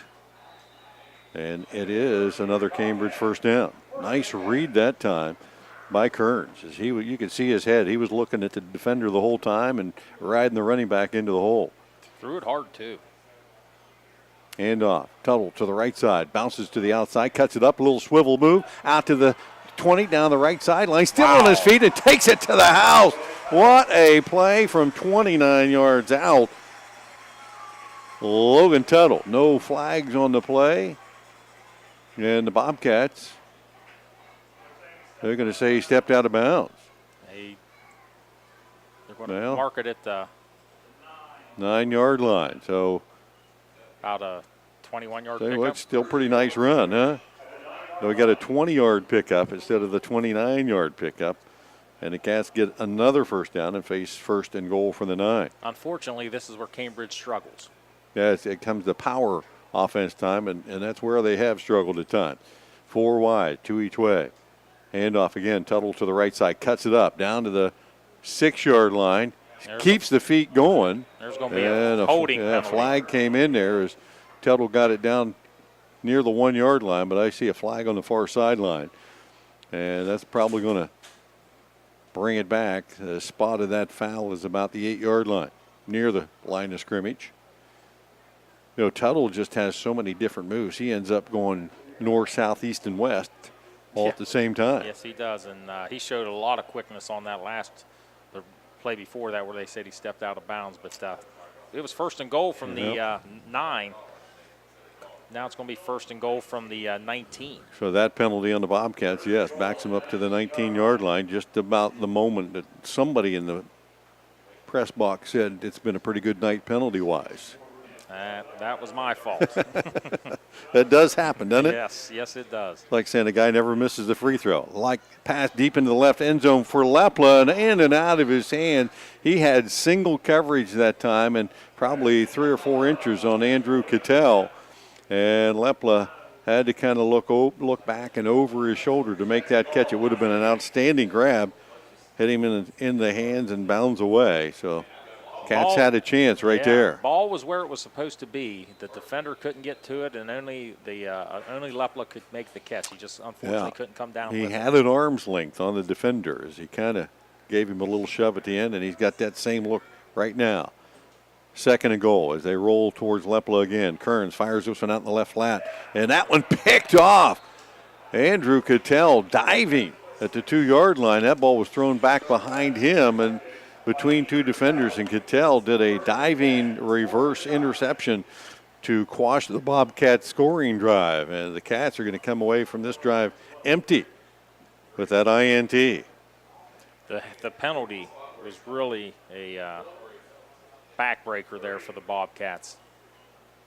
Oh, the Redskins, and they will start this drive at their own 3-yard line. Score tied 14-14. Yeah, we got to caution you. The Redskins have been down here before. They started a scoring drive from their own 10-yard line in the first half and went 14 plays and moved it down the field and eventually scored and just went a 14-play drive a short time ago. So as long as they don't make mistakes, they're certainly capable. Got to be real careful here. They could take about 10 minutes off the clock. And motion up front. It looked like one of the Bobcat defenders jumped into the neutral zone right over top of the football. The guy closest to the football should never do that, but they're the one that can hear the quarterback the best, too. That is true. Maybe a hard cadence there by Devin Ryan. How they do that? Didn't you used to do that? I tried. I'll bet you had the hard count, didn't you? We tried. Handoff for the Redskins on 1st and 5, and stacked up at the line of scrimmage. Looks like Johns. And he'll gain, maybe back to the line of scrimmage. They're not going to move the downs marker. Maybe a half a yard. Oh, yeah, give him a yard on it. It'll be second and a long 4. Bobcat defense needs to come up with a big stop here in the last 2 minutes of this third period. 14-14 our scores. The Redskins took the second half kickoff 14 plays and tacked on the tying score. Domack, wing to the right side. He'll go in motion across the formation. Handoff to the fullback, Jackson. And Berger steps up in the hole and nails him at the 9-yard line, and that'll be no gain on that play. Kobe Berger reading the key that time. And the Redskins, they give him a yard or so. It's going to be third and a long 2. Now, I don't remember. I know that they lined up for a punt, Coshocton did, and ran a fake. So they have not punted tonight. And Cambridge has only punted once tonight. Well, the Redskins third and short.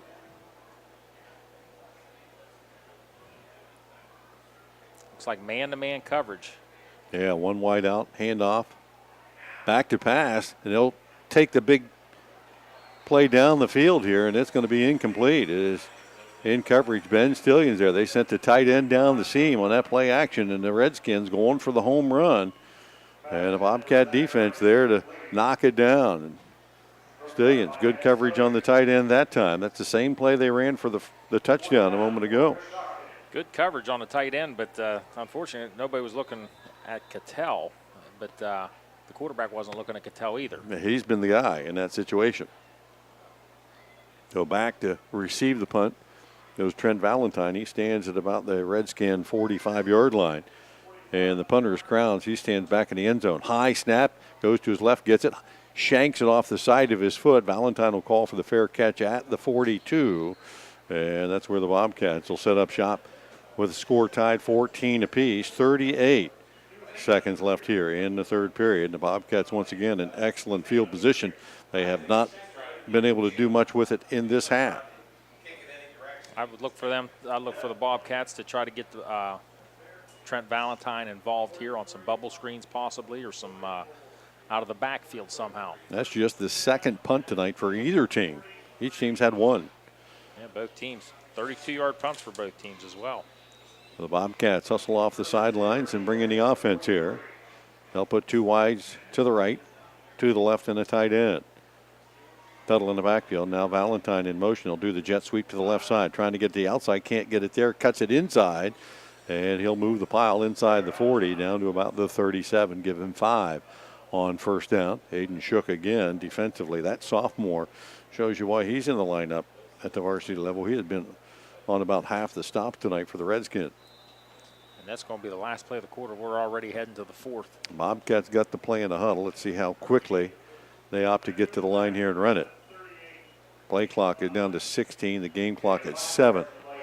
The Cats may go ahead and run this one. Kearns calls for the snap, takes it, hands it off left side to Tuttle. Breaks it to the outside, cuts back on his feet inside the 30, down to the 33.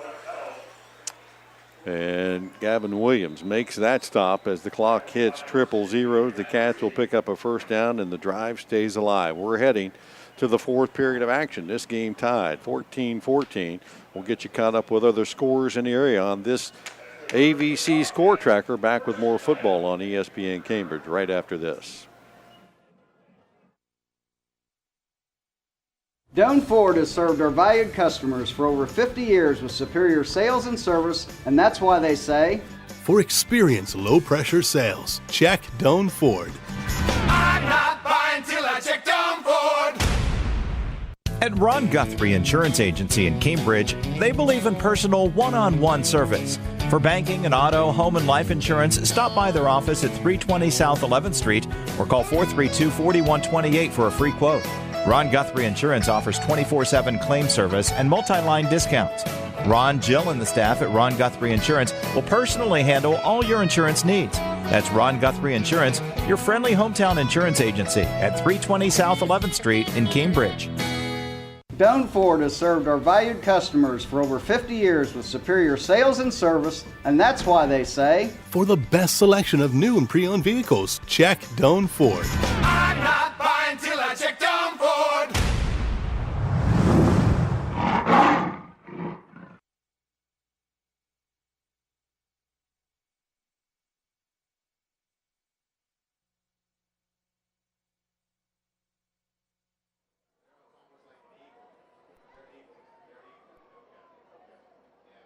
Back here at McFarlane Stadium as we begin fourth quarter play. It is 14-14. Bobcat and the Coshocton Redskins. Cambridge has the ball at the Coshocton 24-yard line. First and 10. Kern takes the high snap, hands it off inside to Tuttle. Lowers the shoulders and got a yard or two before he got spun down. That time it looked like Spazzeri and Shook on the stop. As Tuttle got maybe a yard. And tough going in between the tackles for that one. But the Cats will now face 4 down territory, 2nd and 9. Tuttle's 13th carry, 63 yards on the night. Key drive here for the Bobcats. They unable to score the last time they got it in the red zone through the interception. Now trying to get the go-ahead score. Quick pass out in the right flat. That's out there to Valentine, and Trent as he cut it up the field at the 25-yard line, lost his footing at that time of the night where the dew hits the ground, and he falls down at the 22-yard line. A gain on the play of maybe a yard, and the Bobcats now facing third down and about 8. And that would be the 6th catch for Valentine for 75 yards. And yes, you're correct about the dew. It's starting to get a little slippery. Aaron Johnson wide to left. Trent and Alex Valentine in the slot to the left side. Kearns will roll that way. Looks down the field. Flips it out in the short left flat. Has his man. That's Alex Valentine who hauls it in and tried to make a move to get to the first down marker. I'm not sure that he did. He's close. Down around the 15. And it's going to be just short. And the Bobcats face the big play here. 4th down and a long yard. Needed 9, got 8. So from the left hash, the Cats here with 10:40 left in the ball game. Facing a 4th and 1 from the Redskin 20-yard line to call it the 15-yard line. Need to get to just about the 14 to pick it up. Kearns in the backfield with Tuttle. 2 wides each way. As Kearns takes the snap, hands it off Tuttle left side, and there is a flag on the play, and this one won't even get underway. And I think one of the Bobcat receivers or linemen may have flinched a little bit, and so now the 4th down play is going to be backed up a bit. Cambridge has really been struggling once they get inside the 20. You get those spread offenses, and there's less space to operate there as you pack it inside the 20. Lepla come to the sideline for the play. He'll head back on the field. 4th down and 6 for the Bobcats. So this may take the run play certainly out of the equation and put it on the right arm of Cooper Kearns. I'm going to guess a roll out to the right. Got to be looking for number 11. Lepla, Valentine to the right among 3 receivers. Kearns looks that way and fires it in the slot. Has Valentine. He'll take the catch and hit pay dirt again. Trent Valentine that time on the read play. A little quick post to the middle. Hauls it in at about the 10-yard line. Put a move on the deep back. And from 20 yards out, the Bobcats have scored the go-ahead score. And again, it is Kearns to Trent Valentine. Got rid of the ball so quick, right on the money, and that's Valentine's 3rd touchdown catch of the night. Cooper Kearns, obviously his 3rd touchdown. 20-yard pass, and now the extra point by Elliott Kirby. Kearns, high snap, gets it down, kick is up, and it is good. And the Bobcats retake the lead, 21-14. We'll be back right after this.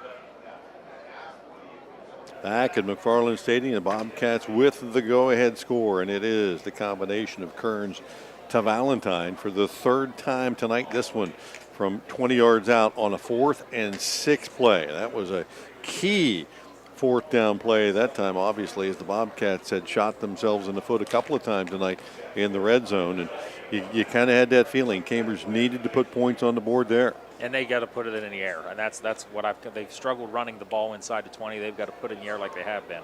Valentine's touchdown catches have come from 16 yards, 19 yards, and 21 yards tonight. Kirby on for our WB Green kickoff. Redskins back deep. Cattell back here along with Gavin Williams, and this one is going to head to Cattell at the 19. Inside the hash, brings it out to the 25, 30, slips a tackler at the 31, and we'll get it out to about the 35-yard line. Good coverage tonight on the kickoffs for the Bobcats. Trayvon Jeffrey that time down for the stop, and the Bobcat defense now faced with the task with 10:29 to go. Lots of time left in this game. The Redskins don't have to really panic here, but they are 64 yards away from tying this game back up. You got to think if Cambridge were to get one more score, that would put an end. with the way Coshocton runs their offense. But the Redskins have been methodical tonight. They've taken the yards on the ground whenever they could, and a few timely passes. Cats go to a 5-man defensive front handoff. Johns breaking it to the outside right side before he's pulled down. Short gain on the play. Trent Valentine again on the stop. As Johns hit to the right side, cut it up, and then tried to bounce it to the outside, give him 3 yards on that carry. It looks like Johns is going to get a big play there, but there's Cambridge got a little speedy defense there, and they make the play for a gain of 3. Second down, 7. In motion goes Johns all the way across the formation to pass. Is Ryan. He's going to try to run it, and Cooper Conte stayed at home that time for the Bobcats at his defensive end spot, and Ryan didn't even show an attempt to pass at that time, and he's going to lose yardage all the way back to about the 35-yard line. Possibly a broken play. Lineman went one way, backs went one way, receivers went one way, and Ryan went the other way. Third down and 10 to 36. Clock continues to run. 9:24 left in the ball game. It is 21-14 Bobcats. Redskins scored first tonight. Cambridge answered with 2 second-period scores. The Redskins tied it up in the third, and the Cats retaking the lead here in the fourth. Play action, rolling to his right. Ryan pump fakes it now. He'll tuck it and run, head to the sideline, and get banged out of bounds rather rudely. It looked like Alex Valentine, one of the Cats there. And also, anytime you see a guy bounce around out there, Kobe Berger's got to be involved in that play. If there were a hit, and they required shoulder pads and a helmet, it would have been Berger. He's like the human cannonball. So punt situation, and Crown back to punt the ball here. Just the second punt tonight for the Redskins, but both of them in their last 2 possessions, facing 4th and long. High snap, Crown takes it quickly, gets it away, short, end over end kick, bouncing at the Bobcat 36-yard line, and taking a Cambridge bounce out across the 35 near the 37. So the Cats now, with 8:49 to go, have to just run some clock here and play keep away, leading 21-7. Here's a chance for the Bobcats to put the fork in and twist. They'll mark the ball out of bounds at the 34 of Cambridge. I think if you're Cambridge, you can continue to do what's gotten you points tonight. Redskins have got 2 timeouts left. Bobcat offense hustles on. They'll set up at the left hash, 3 receivers wide to the right. Kearns in the backfield with Tuttle, and the handoff faked, and Kearns on the keeper, not fooling the defense at all. He'll be brought down on the far side. And it looked like Tomac maybe on the play, or Zach Crown. Braden Tomac. Loss of 1 yard. Kearns probably by design, they do not want him coming off the concussion. They do not want him running the ball a whole lot. Yeah, that one might have been his own call right there. That's a possibility. He wants to take at least a number of hits to the head as possible. Lost a yard on that one, and it is now 2nd and 11. Lepla wide to the right. Part of a triple receivers. The pump fake to the right. Deep ball to Lepla. Goes up high and brings it down. Lepla against Cattell. That was just a jump ball, and that time Lepla came down with it. Unable to do that earlier on the touchdown pass in the corner of the end zone, but he atones for that miss on this one as Lepla all the way down to the Redskin 37-yard line. Huge gain. I tell you what, Alex Valentine, if he hits Alex Valentine, it's a touchdown. But great play nonetheless by Lepla. So the Cats pick up the first down. Clock now winding up. 7:50 left to go in the game. Cats on top by 7, looking for more. 4 down territory here. Hand off to Tuttle, and immediately stop. Little if any gain. Again, Hayden Shook. He is going to be a good one. Already is. 6-foot sophomore, comes in at 200 pounds, and we've called his name probably 10 times tonight defensively for the Redskins. Yeah, you just got a feeling that Coshocton's going to have some up-and-coming good teams here in the next few years. Got a lot of young guys on the field tonight. 7-16 and counting here in the fourth period. Bobcats lost a heartbreaker a year ago at Coshocton, a game that they nearly pulled out. And off. The Tuttle off the left side. Breaks a couple of tackles, breaks another tackle. Still on his feet down to the 30-yard line. And that might be the hardest run we've ever seen that young man make, as he went through several white jerseys from the Redskins and ends up picking up about 7 or 8 yards down to the 30-yard line. Tuttle right now is at 15 carries for 71 yards. By far his best run of the year. He, could have stopped it after a 3-yard gain, but carry guys for 2 or 3 more yards, picked up the 8 yards. Devin Ryan on the stop defensively brings up a 3rd down and 3 for the Bobcats. Certainly 4 down territory here. Tuttle still in the backfield left of Kearns, and Kearns running the option that way. Finally does pitch it out to Tuttle. He'll cut it up, get it to the 30, break tackles again. There's a flag. And Logan Tuttle able to pick up the 1st down, but a late flag came in there. As the Bobcats, that play was like designed to go outside left side, but there was a lot of hesitation by Kearns. And when that happens, that your offensive blockers gets them out of position a little bit, and that's what happened. Last thing the Bobcats wanted there. 3rd and short, and you get a holding call after picking up the 1st down. Those 6:11 remaining in the ball game, and now the Cats are going to face 3rd down and about 16. Redskins haven't had to burn timeouts yet. So the Cats here, if they don't pick up the 1st down, you got to be think you punt the ball deep and try to pin the Redskins a long way from the end zone. 3 wide to the right. Kearns looks that way, fires it down the seam, and that one picked off. Devin Ryan bringing it back up the right sideline and steps out of bounds around the 40-yard line, right in front of the Redskin bench. So that time Cooper Kearns trying to thread the needle and hit his inside receiver running that seam route. Cats had thrown that pass a few times tonight, but they'd always gone to the middle receiver, and that time trying to change it up and go to someone else, and he throws his 2nd interception of the night. There was a hesitation. Yes. That hesitation might have caused the interception. So 5:47 left to go in the ball game. The Redskins have the ball at their own 43-yard line and 2 timeouts. Keep in mind, the Redskins now are an offense that they don't want to throw the ball, and they haven't thrown the ball down the field tonight as much as they have just short passes to the flat. Yeah, they pretty much just throw it toward the sideline after a rollout pass. There is a timeout on the field, but no timeouts have been taken off the scoreboard. I don't know if I didn't see who they called the timeout and charged it to. I did not either. In fact, I thought and you know what? I think it's an equipment timeout. They might be checking number 52 for Coshocton. Yeah, there you go.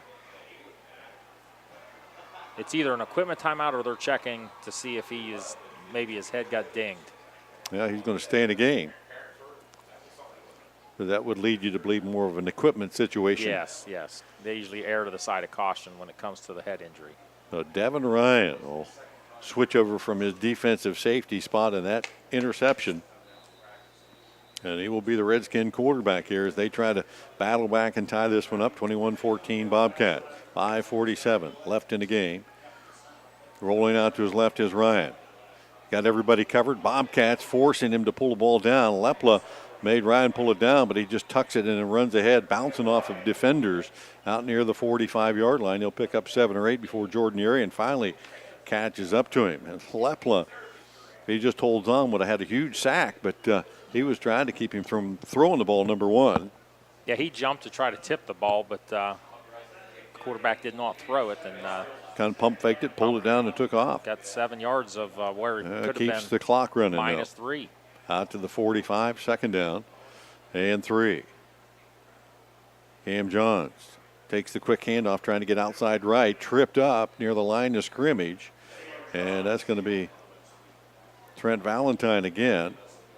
And they're going to say Johns tripped up short of the 1st down, brings up 3rd and 1. Certainly 4 down territory for the Redskins at this stage of the game with 4:45 left to go, 3rd and a yard. Coshocton hasn't had that major penalty in this game tonight. Let's hope that you do double duty with that. Just reminds me, Cambridge has had all these 3rd and shorts, and they get these penalties. Yeah, tight formation for the Redskins. Hand off. Bounced in the backfield. They give it off to Cam Johns as he ran into the quarterback, Devin Ryan, but still able to work his way forward. There was miscommunication in the backfield. And Alex Valentine on the stop, but they'll move the sticks, will the Redskins. And the clock wound back into play for 17 and counting. The ball at the Bobcat 47-yard line. Redskins need the touchdown, an extra point to tie. Cameron Johns, 53 yards on 12 carries. Ryan rolls to his left, looks down the field, now tucks it and runs again. Bobcat not able to maintain the edge there as Ryan just going to run the ball there, picks up almost 10. As he had a lineman out in front of him, and there was he had receivers, but he was running all the way. Trent Valentine there for the stop, and to give him 8 again. That was just a run all the way. Definitely getting in the crunch time here now with that clock running with about 3:30 to go. 2nd and 2. Ryan under center. Johns in motion. Play action to the right. Ryan again gets to the edge. Here comes Berger. Can't get him on the angle, and Ryan will run it out of bounds just after picking up the first down. Kobe Berger that time had him in his sights but took a bad angle. And Ryan beat him to the corner, and that will be another first down. Stops the clock as Ryan able to run out of bounds with 3:19 to go. 1st and 10 from the Cambridge 33. Wow, this series, Devin Ryan's became quite the effective runner. He's now at 9 carries for 33 yards. Wing to the left side. Johns in motion to the right. Handoff straight ahead to the fullback. Jackson bangs his way close to the 31 before he's repelled by the Bobcat defense. And that'll let the clock continue to run. Just heard from our Guernsey County Fair correspondent Cliff Burt, who's back from the fair, said it's good. You want to get out there and at least give them a day, though, to replenish the French fries and the elephant ears. He said they ran out. 2nd and 8 for the Redskins. Handoff on the jet sweep, left side. Cattell trying to get to the corner. Conte there for the Bobcats to wrap him up and drag him down. Short gain across the 30, give him the 29. He'll pick up maybe a yard or so. 3rd and 7, Redskins. And the clock continues to tick away. Well, you got to figure. They're not showing much urgency here, though. No, and you almost wonder, are they going to try to score, maybe go for 2, just the way they play? It's interesting. They got 29 yards to go, 2:15 and counting, and it's 3rd down and 6. Well, they know they're in 3 down wides territory. to the right. Shotgun set. Rolling that way is the quarterback. Throws it deep right side, and that one sails out of bounds and not close enough to be a contested pass. Good coverage by the Bobcats that time. Stallions in coverage of Cattell, and it falls incomplete, stopping the clock with 2:02 left. And Ryan showed you he's got a little bit of a deep arm that time as they just went spread formation and threw it down the field. Huge play here, 4th and 6. Coshocton, 2 timeouts left. So Cambridge is able to get, Cambridge is going to call, Coshocton's going to call a timeout here. And you might expect that. They've got one play basically left here to try to stay in the ball game and give themselves a chance to win. Bobcat defense will have a chance to check it out and talk it over as well. 21-14, Bobcats on top. We'll be back right after this.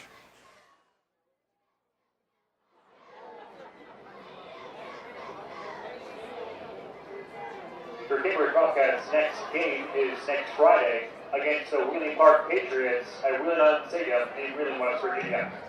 Kickoff is set for 7 o'clock.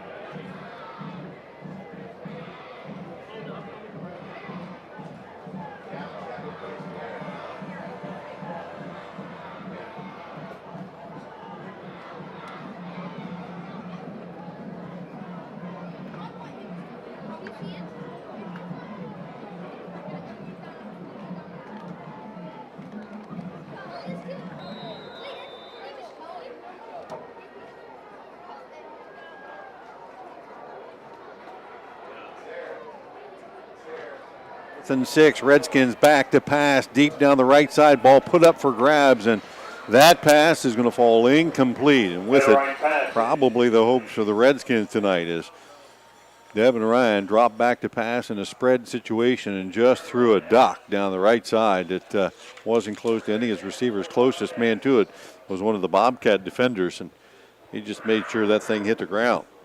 Oh, one timeout left here for Coshocton. You know, if you're Cambridge, you want to try to run it and keep it inbounds, obviously, and you don't want to go out of bounds, and you got to pick up a first down, and that'll seal it up. So the Cats take over at their own 29-yard line. Kearns in the backfield with Tuttle. They'll spread the field wide, handoff inside to Tuttle. Looks to get to the corner. There's a flag down. There's a flag down as the Bobcats flinched again. We're not set. Boy, the time of the game that you don't want to make any mistakes here. The last thing you want to do is give the Redskins one more possession. So that will back the Bobcats up 5 yards.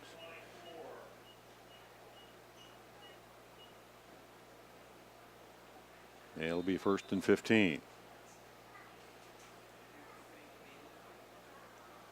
1:53 remains in the ball game. Alex Valentine wide to the left.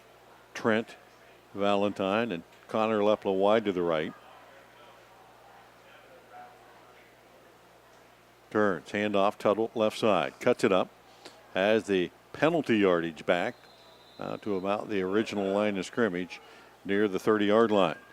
Hayden Shook again for the Redskins, and that will keep the clock running. And that's a play you can take. You'll take 5 yards right there. Redskins have one timeout remaining and have yet to use it. So second down and about 9. Bobcats don't want to snap this for another 8 seconds. Yeah, with the play clocks, you can certainly check that out. Kearns looks at the clock, down under 5 now, calls for the snap. Hands it off again. Tuttle right side. And drug down from behind. And a little helping hand there. That time Braden Lewis knocked Tuttle down and then grabs him by the shoulder pads and picks him right back up. And the Redskins will use that final timeout with 1:02 on the clock. And now the Cats will face a 3rd and 8 after this TO. Well, they pick up the first down here. That's going to be the ball game. But they don't pick it up. You just want to take your time getting up off the pile. Run that clock down to 1 second left on the play clock. Call your timeout. Get your punt team ready to roll. No bad snaps. Yeah, those are all the things that you want to do. Cats have had some issues with some snaps this year on punt situations. They've only punted the ball once tonight. And they were able to do that effectively. But, yeah, pressure situation late in the game. You don't want to make any mistakes doing that. 62 seconds left here before Cambridge tries to pick up win number 2, leading 21-14. You do not want to run out of bounds here. Tuttle. Offset to the left to Kearns. Kearns puts Trent Valentine in motion, hands it off to him. Valentine trying to get to the corner, does so. Gets out across the 30, and there comes in another flag. Trent Valentine spun down. They'll stop the clock with 55 left. Well, are they going to take that penalty? That's going to be interesting. And the officials winding the clock. There must not have been a penalty. No penalty. They keep the clock winding here. The Bobcats facing 4th down and 4. And as you said, there's 40 and counting on the play clock, 18 on the game clock, or the play clock and the game clock. Left. About 20 seconds when they call the timeout. Cats will, as you said, call timeout when that play clock gets down to about 1 and set up that punt situation. And indeed they will. Timeout called with 20.8 on the clock. Cats will take the timeout, set up the punt situation, and the Redskins a chance to set up what they hope could be at least a game-tying opportunity. We'll be back right after this.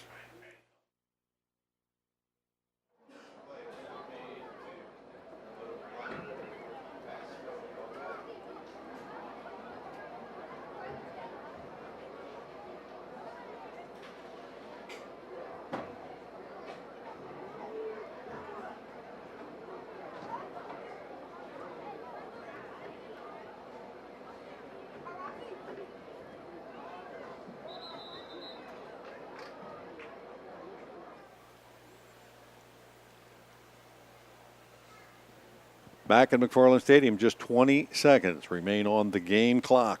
The Bobcats will be forced to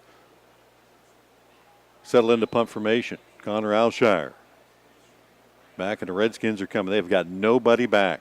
There's no need to touch the ball after you get rid of it. Just let Alshire, quick snap, quick kick, and that one's going to bound away. Could this run the clock out? And the Bobcats get a good bounce down inside the 20. No need to touch that ball until the official blows it dead. And they will let it sit there and sit there and sit there and finally hand it to the official with 8.5 seconds left on the clock. About a 45-yarder there by Alshire, just what the doctor ordered. He got rid of it quickly, which was what they had to do, and they got a great snap as well. So the Redskins basically have one play remaining, and they'll have to run it from their own 18-yard line, which is about as far as they've been backed up most of this half. Might as well get about 4 or 5 guys about 30 yards off the ball. Now you figure that Ryan will just drop back and heave it as far as he can and hopefully get a miracle. Cats lead at 21-14. Cambridge an extra defensive back or two into the game. They had 13 guys on the field, 2 ringing off. 4 wide receivers, and now the Cats will take the timeout. I still think they have 12 on. I think they got 11. 2 come running off, so they had a 13 at one point. Well, they want to make sure you got the right personnel in there. You're right. When you got guys hustling off and on, you want to make sure that you have the people out there you want on there. Burning the timeout with the clock stop doesn't hurt you a bit. No, when you're up 7 with 8 seconds. So smart timeout. Get your short tacklers on the field. Watch for a bunch of laterals. 21-14. Bobcats scoring the go-ahead touchdown early fourth period with 10:36 to go. Cooper Kearns to Trent Valentine, their third hookup of the night. And the Cats trying to hold on here. 8.5 seconds left to go in the ball game. Cats got all of the quickest guys rushing and the best defensive backs they can on the field. And they could even back up even further. Yeah, a couple guys backed about 18, 20 yards back. Ryan pass out in the right flat to Cattell. Works his way up the sideline. He's going to go down, reverses and pitches it one of his fellow teammates, but that's going nowhere as the Bobcat defense there to tag them all down. And that's going to be the final play of the night as the Bobcats put win number 2 on the board, 21-14. The final score tonight, Cambridge on top of the Coshocton Redskins. Cambridge will see their record now go to 2-2 on the season, and the Redskins will drop to 0-4 here at McFarlane Stadium. We invite you to stay tuned. We got our post-game show brought to you by Valentine Insurance. We'll have our player of the game from Crino's Pizza of Cambridge, Buckeye Tours Drive of the Game, and the Dirty Dog Pet Salon Play of the Game. Stay tuned for all of those post-game awards. Tonight's final score, once again, Cambridge 21 and Coshocton 14. We'll be back right after this.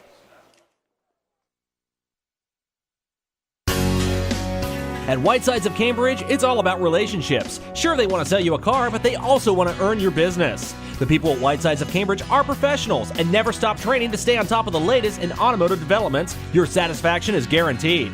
Plus, every new Buick, Cadillac, and GMC in stock is priced at factory invoice or less, plus all eligible incentives and rebates. It pays to drive to Whitesides of Cambridge. Visit them online at whitesidesofcambridge.com. At Ron Guthrie Insurance Agency in Cambridge, they believe in personal one-on-one service. For banking and auto, home, and life insurance, stop by their office at 320 South 11th Street or call 432-4128 for a free quote. Ron Guthrie Insurance offers 24/7 claim service and multi-line discounts. Ron, Jill, and the staff at Ron Guthrie Insurance will personally handle all your insurance needs. That's Ron Guthrie Insurance, your friendly hometown insurance agency at 320 South 11th Street in Cambridge. Doan Ford has served our valued customers for over 50 years with superior sales and service, and that's why they say, for the best selection of new and pre-owned vehicles, check Doan Ford. I'm not buying till I check Doan Ford. Meet John Valentine, owner of Valentine Insurance. His new office is located at 739 Southgate Parkway in Cambridge. John brings 20 years of insurance knowledge to his friends and clients. Valentine Insurance is your local independent insurance agency that is dedicated to protecting you and providing the industry's best customer service. Whether you're in the market for commercial or residential, auto, home, health, or life, Valentine Insurance can provide coverage for all. They're professional, courteous, reliable partners you can count on. Valentine Insurance open Monday through Friday from 8 a.m. until 5 p.m. Evenings by appointment. Dr. Denise Talis with Ohio Smiles is proud to support all the area students. Ohio Smiles provides dental care to all ages and specializes in TMJ and sleep apnea solutions. To find out more, visit them online at ohiosmiles.com or on Deer Path Drive in Cambridge. Doan Ford has served our valued customers for over 50 years with superior sales and service, and that's why they say, For an open, honest sales transaction, check Doan Ford. I'm not buying till I check Down Ford.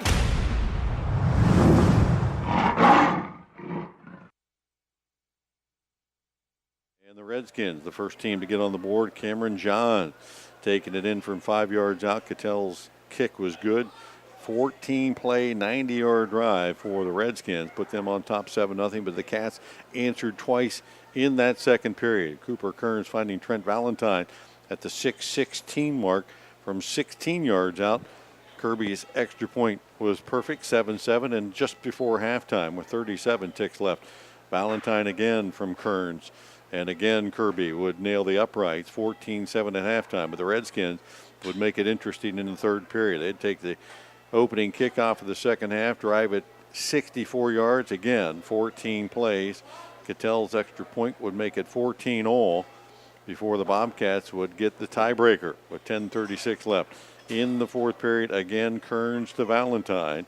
This one from 20 yards out. The extra point would make it 21-14, and the Bobcat defense would make that one hold up here for their second win of the season. And you have to give credit. There's a lot of guys tonight that had pretty good games tonight. Mike Snively defensively for the Bobcats. We called out some names several times, and even for the Redskins tonight. Hayden Shook, fine young player for them defensively, was all over the place. They got a nice night from him. And again, that wing T offense is a great offense when you are ahead and can grind it out. Once you fall behind, though, it is pretty limited in its ability to come from behind, as it showed tonight. Yeah, it kind of reminds me of like your Army or Navy when they play. They run those options, and Georgia Tech, once they get the ball rolling, it's hard to come back from. But Cambridge did a nice job of making some adjustments offensively and got ahead. And once they got ahead, defensively, they made some nice adjustments too. And some things were clicking. The passing game was clicking there, and they made some big plays when they needed to. Got Coshocton down 7, and it's a big win. It's a second win in a row for the Bobcats, so big confidence builder. I thought the Bobcats offense played with confidence, and then the longer the game went on, the better the defense played for Cambridge. So, at the beginning of the game and at the beginning of the half, it was a hard adjustment for the Bobcats to figure out that wing T. But once they got it figured out, they did a really nice job, and a big win. And Coshocton struggling a little bit now by Coshocton standards, but that team's improving as well. Tonight's post-game report brought to you by John Valentine with Valentine Insurance on Southgate Parkway in Cambridge. That is our post-game wrap-up sponsor. And, of course, we had the play of the game. A lot of big plays tonight for the Bobcat. Dirty Dog Pet Salon sponsors the play of the game each week. Have your dog groomed at Dirty Dog Pet Salon, located in Cochran Avenue in Cambridge. And Cats had a lot of key plays tonight, but I don't know if the maybe one of the biggest plays for them was a defensive play where they were able to stuff the Redskins there in that late fourth period. Yes. Redskins 9-play drive looked like that they might get it back down the field and make it interesting, but the Cats able to come up with a couple of big key plays there. Trent Valentine, we mentioned his name defensively a lot tonight for the Bobcats. Kobe Berger again, another huge night, and some big hits defensively for the Bobcats there, and they were able to stop the Redskins.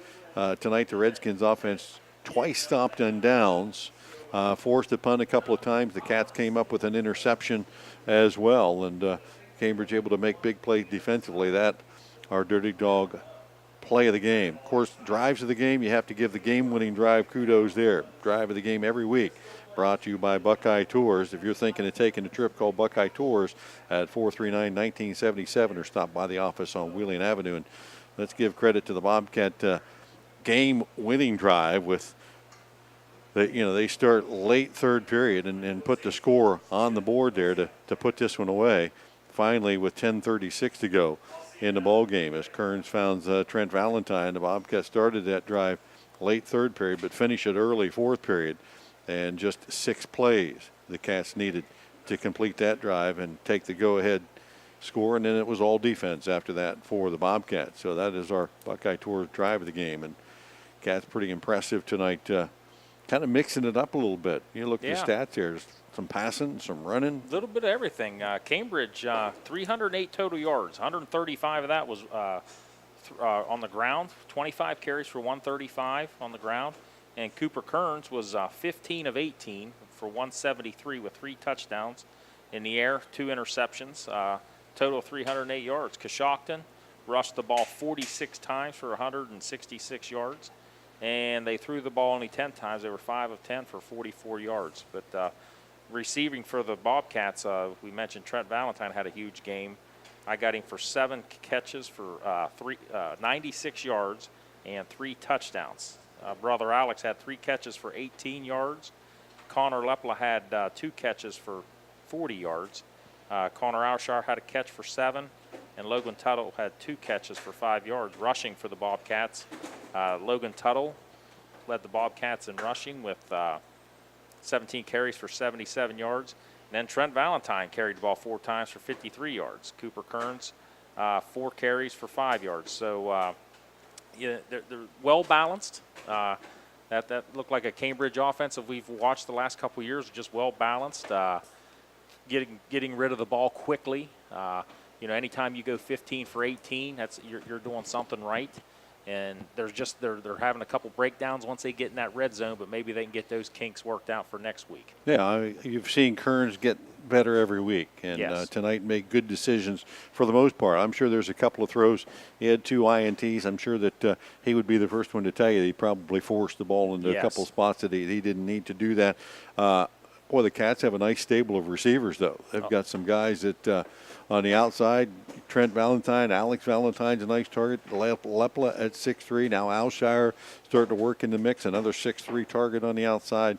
They got some guys that can go up and get it and bring it down. And, if you're Kearns, in that case, you just got to get it close to one of those guys. Absolutely. Five different receivers catching the ball. And, I thought Kearns made a lot of good reads and with the run-pass option. And Lepla come up big with a big catch there, a 28-yarder toward in that winning drive. He had a big 28-yard catch down the sideline. So really a good effort by the Bobcats. Get your record even at 2-2, and big game against a strong opponent next week down at Wheeling Island. Yeah, the Bobcats got to go on the road and take on the Wheeling Park Patriots next weekend. As you said, on the island, you and I will go on the road to call that game here for the Cats. But, you got to like the momentum they build now. And Park's going to be a tough out because it's a big school, got a lot of athletes, a lot of good athletes. So a couple of things the Cats have, not as many mistakes tonight, still a couple of penalties. Turned it over a couple of times. Can't do that against good schools. No, and Park's going to have a quarterback that's probably going to go Division I. And they're going to see a really good, a lot of him throwing the ball. So nice place to play too, Wheeling Island Stadium. Get to play on the turf, and it's from what I understand, the construction is done, and they will play on Wheeling Island Stadium because it was shut down there for a little bit. So it's going to be at Wheeling Island. Yes, indeed we will. So that's the plan for next week. The plan for this week was the Bobcats picking up win number 2, 21-14. Over the Coshocton Redskins. Each week, Carino's Pizza of Cambridge sponsors the player of the game. Tonight's player of the game gets a large 1-item pizza and 2 liters of their favorite soft drink. Carino's Pizza of Cambridge uses only the freshest ingredients. Call them at 432-2200. Get your post-game pizza. Player of the game tonight, we had a lot of good candidates, but it kind of came down to his all-around play, both sides of the ball.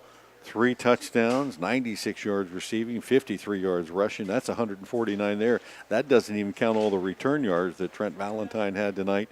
Right. And that probably puts him close to 200 because that opening kickoff, he ran back about 50 yards. 50 yards, yes. So that nice job tonight by Trent Valentine, and I know we called his name on defense probably 8-10 times there as well. Yeah, he had an outstanding game, and once again, you wonder how does he continue to improve, but he does. Doesn't come off the field. Never comes off the field. No, he sold some popcorn at halftime as well. Would drive the bus, but we're home. Yeah, it's true. So congratulations to Trent and the Bobcats tonight, 21-14. The final score. I want to thank Kat back at the station tonight, an ever-improving board op, engineering our game back there. And Mike Snively, always a pleasure with you. And next week we'll be on the road. We'll get her down there. Heading down on the river, down my stomping grounds. You know how to get there. I've been to the Wheeling Downs a few times, just a few. Well, I'll let you navigate then. I want to thank our video crew tonight. Jared and John will we'll have everything under control next week. We've got another video game or two later in the season. Yeah. So check out our website at yourradioplace.com. You'll be able to see the replay of this one there as well. Once again, tonight's final score, 21-14, Bobcats for the whole AVC sports team. I'm Bill Kafuri. Good night, everyone.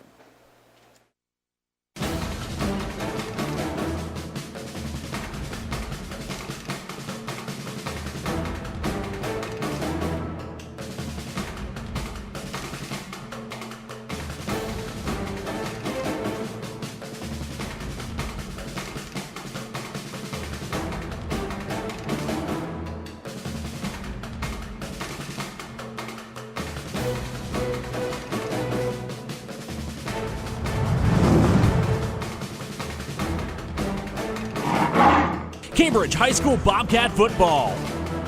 Tonight's game is brought to you by Whitesides of Cambridge, Ron Guthrie State Farm Insurance, Doan Ford, Valentine Insurance, and Ohio Smiles Dr. Denise and Tallis. This has been a presentation of ABC Sports.